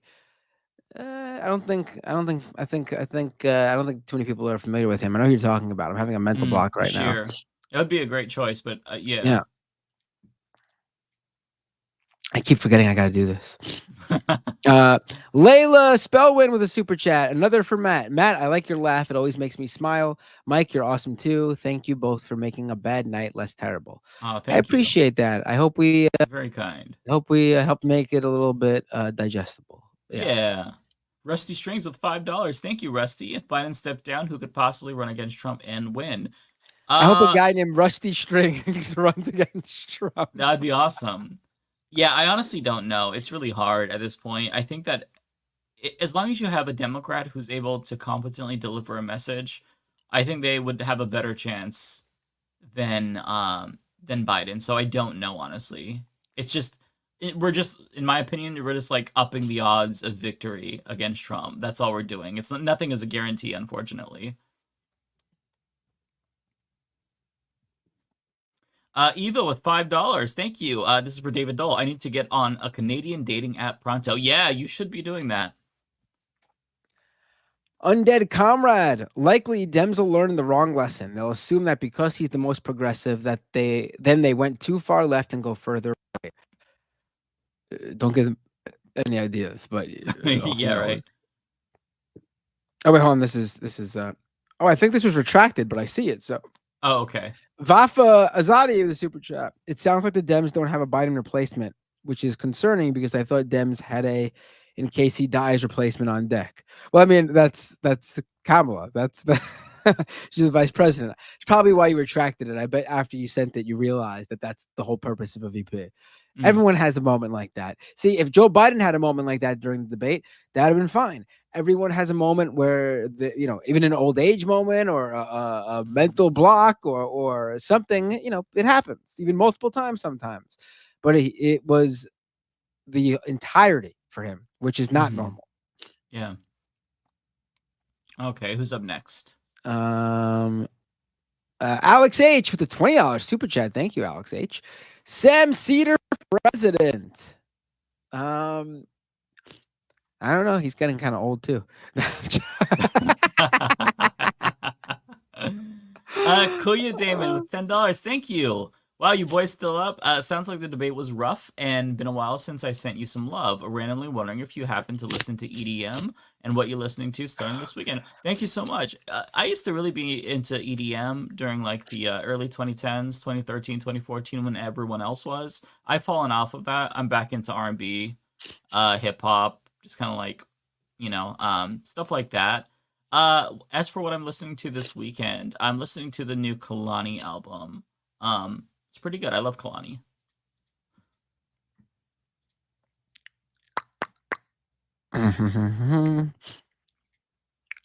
Oh wait, what did I just put on? I don't even remember. Oh, that this was one, from right? Okay. Koya, yeah. So this one is from Mama Mac from me. Thank you for the $5. The problem is the rest of the world will suffer because U.S. can't get their shit together and put forward a capable candidate. Love from New Zealand. Yeah, that's the thing. Our elections, like, we're such a big country and the global hegemon that, like, it really does affect the entire world. So what you're saying is absolutely true. And I do feel bad because it sucks that, like, no country should have this much influence, but we do.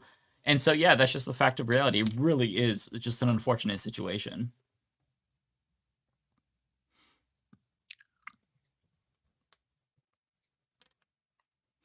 Eva with $2. Who is David Dole? For David Dole. We can leave that there. It's too late. I can't even process it. Yeah. We'll keep Buckaroo rolling. Samurai. The only solace is Joe eliciting sympathy for being so old, even among some Republicans. It's not much solace, but I'm trying not to strain myself. I hear you. You got. I don't know if I can look on the bright side of this one. This was bad. This was bad. I mean, the bright side. The bright side is that this happened in June.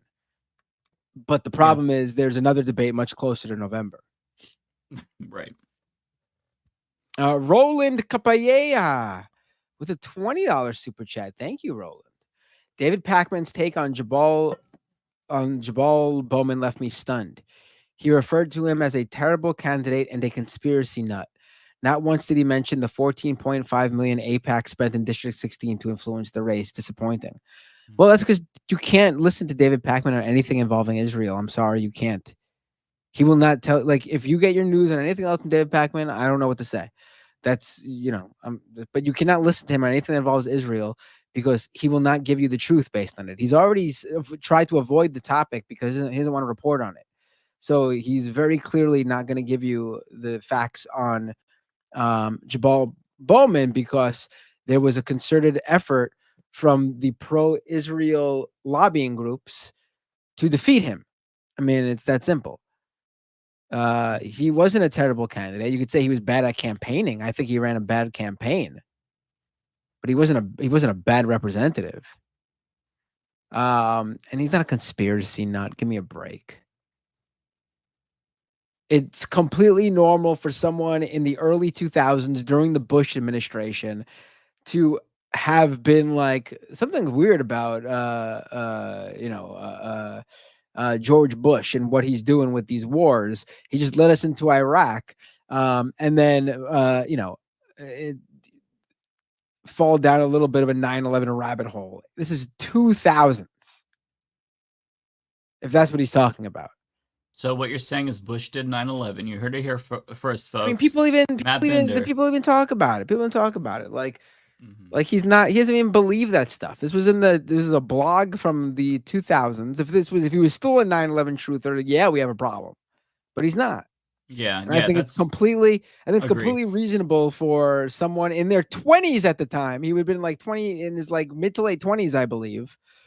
For someone in their 20s during the immediately post Iraq war, not post the invasion of Iraq, in their like blog to be like, I don't trust George W. Bush. I'm sorry. All right, what's next? Jeremy with $10. Thank you, Jeremy. You've sent so many super chats. I really appreciate you. You mentioned swing state, Mike. I live in Michigan. I will still vote my conscience regardless. Right now, Trump nor Biden has my vote. We need more than two parties or no parties. Yeah, I'm not gonna scold you or voter shame you. You're an adult. You make your own decisions. I would make a different calculation, but different strokes for different folks. It's just, the situation sucks. But yeah, I do agree. We need more than two parties. Really, more than parties. We need to get rid of capitalism. But that's wishful thinking and a different story for a different day, or a different topic for a different day, I should say.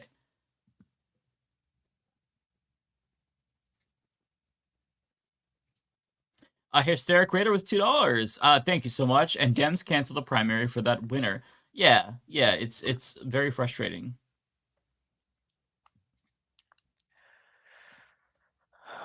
Mark Lee with a super chat. Who was the best president during your lifetime, Biden included? I would have said, I guess it's still You know what? I don't know. Pre-genocide, I would have said Biden. Post-genocide, I'll say probably Jimmy Carter. I mean, I was born when Reagan was president, so my choices are Ronald Reagan. Wait, you were born when Jimmy Carter was around? Wait, when was Jimmy Carter president? Before Ronald Reagan. I was born in '86. Ronald Reagan was. You weren't alive when. Oh yeah, Jimmy I was Carter not alive. president. Okay, never mind then. God, I was like, how wow, old am I thinking Jimmy Carter? Mike's a lot older than I. Yeah. See, this is how you know it's your late. choices. Your choices are, if you're the same age as me, your choices are Ronald Reagan, George H.W., Bill Clinton, George W., Barack Obama, Donald Trump, Joe Biden. Yeah, I'll go with Obama. Pre-genocide Joe would be the best, but post-genocide Joe, I'm going with Obama. I mean, if you were going back to Jimmy Carter, then it wasn't just like I agree. I should have been like, well, you guys might not know this about me, but I'm 85 years old, and FDR was the greatest president of my lifetime. That's how you know that it's so weird. When we like get past like 10 p.m. PST or 1 a.m. EST, our brains turn to complete mush, and we're at the I think Jimmy Carter was president during my lifetime stage, so we need to wrap it. we got to hurry up. I'm dying. Let's see what we got here. Oh, now I see who David Dole is. $20 from Eva. Thank you so much. I appreciate that, Eva. We're getting close to the end. Smashington. $10. Draft Bernie before the party commits to a backroom nominee. The big names have to be fighting each other to the death behind the scenes. I'm sure that's happening. Don't even waste your energy trying to draft Bernie. It's not going to happen. I think focusing on like other candidates, House races, that's more important because that's just not going to happen. I would love, in a perfect world, that'd be great. Not going to happen though, unfortunately.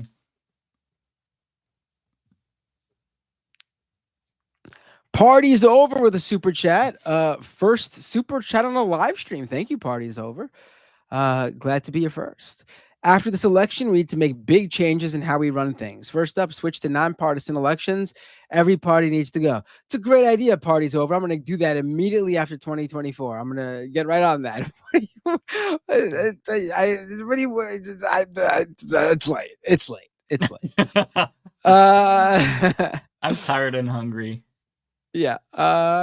This is for you or David Dole. Okay. Or Frank, $10 for David Dole. Thank you. Who is better by the button? Genuine question. Answer it honestly. By the button. I don't know what you mean by that. So we're gonna move on. yeah, it's late.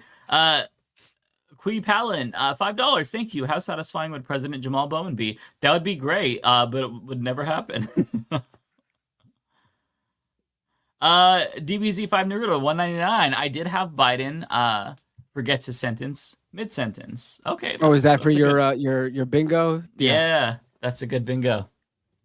Mona Jones, first super chat on a live stream. Thank you, Mona. Glad to be your first. Just a $20 super chat. No, nothing to take up my time. No question, no comment, no concern. I appreciate the $20. I really do. Thanks, Mona. Jeremy with $2 again. Thank you, Jeremy. You've been so kind. Short note to say goodnight. Love you guys. Appreciate you so much, Jeremy. Really appreciate that. Love you too, brother. So I've got one left. Undead Comrade, Jon Stewart watched, tweeted, "Help us, Obi-Wan." I think Thanks, we need John. to. I think there's now a good case to be made that has anyone ever seen Jon Stewart and Mike Figueredo in the same room? Are they the same person? I wish I had like a sound effect. I think I'm yeah.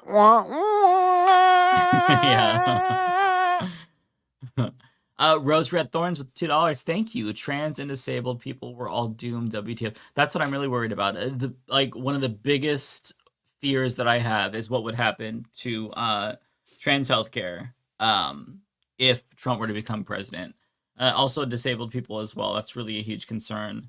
But in particular, gender affirming care, like what would Trump do, executive action wise? I'm really worried about that. Right. Really quick over on Twitch. Hello, lovely scientist. Resubscribe for 1 month at tier 1. Subscriber for 10 months. Hello, lovely scientist.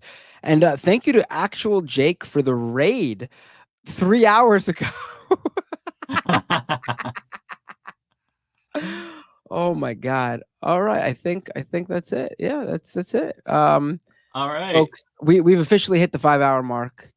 Yeah. I appreciate it. Really. It was a tough night. I hope we did help you all digest this a little easier. And remember, if you missed our debate coverage, it's up on my Twitter account. Really, fuck the Rumble stream. Who knows if it's even up there because they were down so often. I will assume I'm gonna wait like a day or two just to be safe and probably upload it on my channel just so we have it there. Any of you can upload it to your channel too. Yeah, I'll link your Twitter in the VOD for anyone watching afterwards. If you want to see the first part, we're just reacting to the debate. I don't know if you want to see that, but if you do, I'll link to it down below. Matt Bender's Twitter. All right. And I appreciate it. We have 10,000 people on Twitter right now watching, which I still don't believe. I think there's I genuinely don't believe it. I think that the numbers are fake. Especially this late. 11,000 people this late. I just don't buy it. I think the numbers are straight up just fabricated. Oh, 10,000, but still. Yeah. I mean, I wonder have more viewers than usual, but come on. I wonder if that's just cumulative. Like, I wonder if they just count. You enter, we're counting you as a view, and you don't get removed. Do you know what I mean? Probably. That would, or if somebody scrolls by, one extra view. No, but I'm noticing like if that was the case, the numbers would be jumping all over the place. But they're not. They're just consistently going up. So I think it's just cumulative. On my YouTube end, I had 1,100 when we were first doing our debate analysis. Now I'm down to 700, but we're cumulatively up because of Twitter. It's like that doesn't make any sense. We're losing as you in theory lose more, but yeah, it's fake numbers. But anyway, I got one more. I got one more super chat really fast. Let me take it. So I always party's over. Bite me. We don't need partisan hacks deciding who we get to vote for. I'm with you. Party's over. I'm on your side. I was just joking because it's late, and that was a very big ask to. It was a very funny ask at this time of night. It's the way you worded it, not what you want. We're just tired. We're just tired. I agree with you, man. You know that. That's why you gave me more money. All right. It was just funny how you worded it. Like I could just, oh right, the election's over. I'm gonna walk into like the election office and just grab press a button and it's gonna happen. That's how it was worded. That's all. But I get what you're saying, and I agree with you. Yes. All right. Who's on Twitch even to raid? Let's raid Lumi Roo. I think I met her. How do you spell it? Them. Lumirue. I'm sorry. Yeah, them. Yeah, we're gonna send you on Lumi. I did meet them. They were at the they were canvassing too. The Jamal Bowman thing. Yeah. Oh hell yeah. Yeah, they're good people.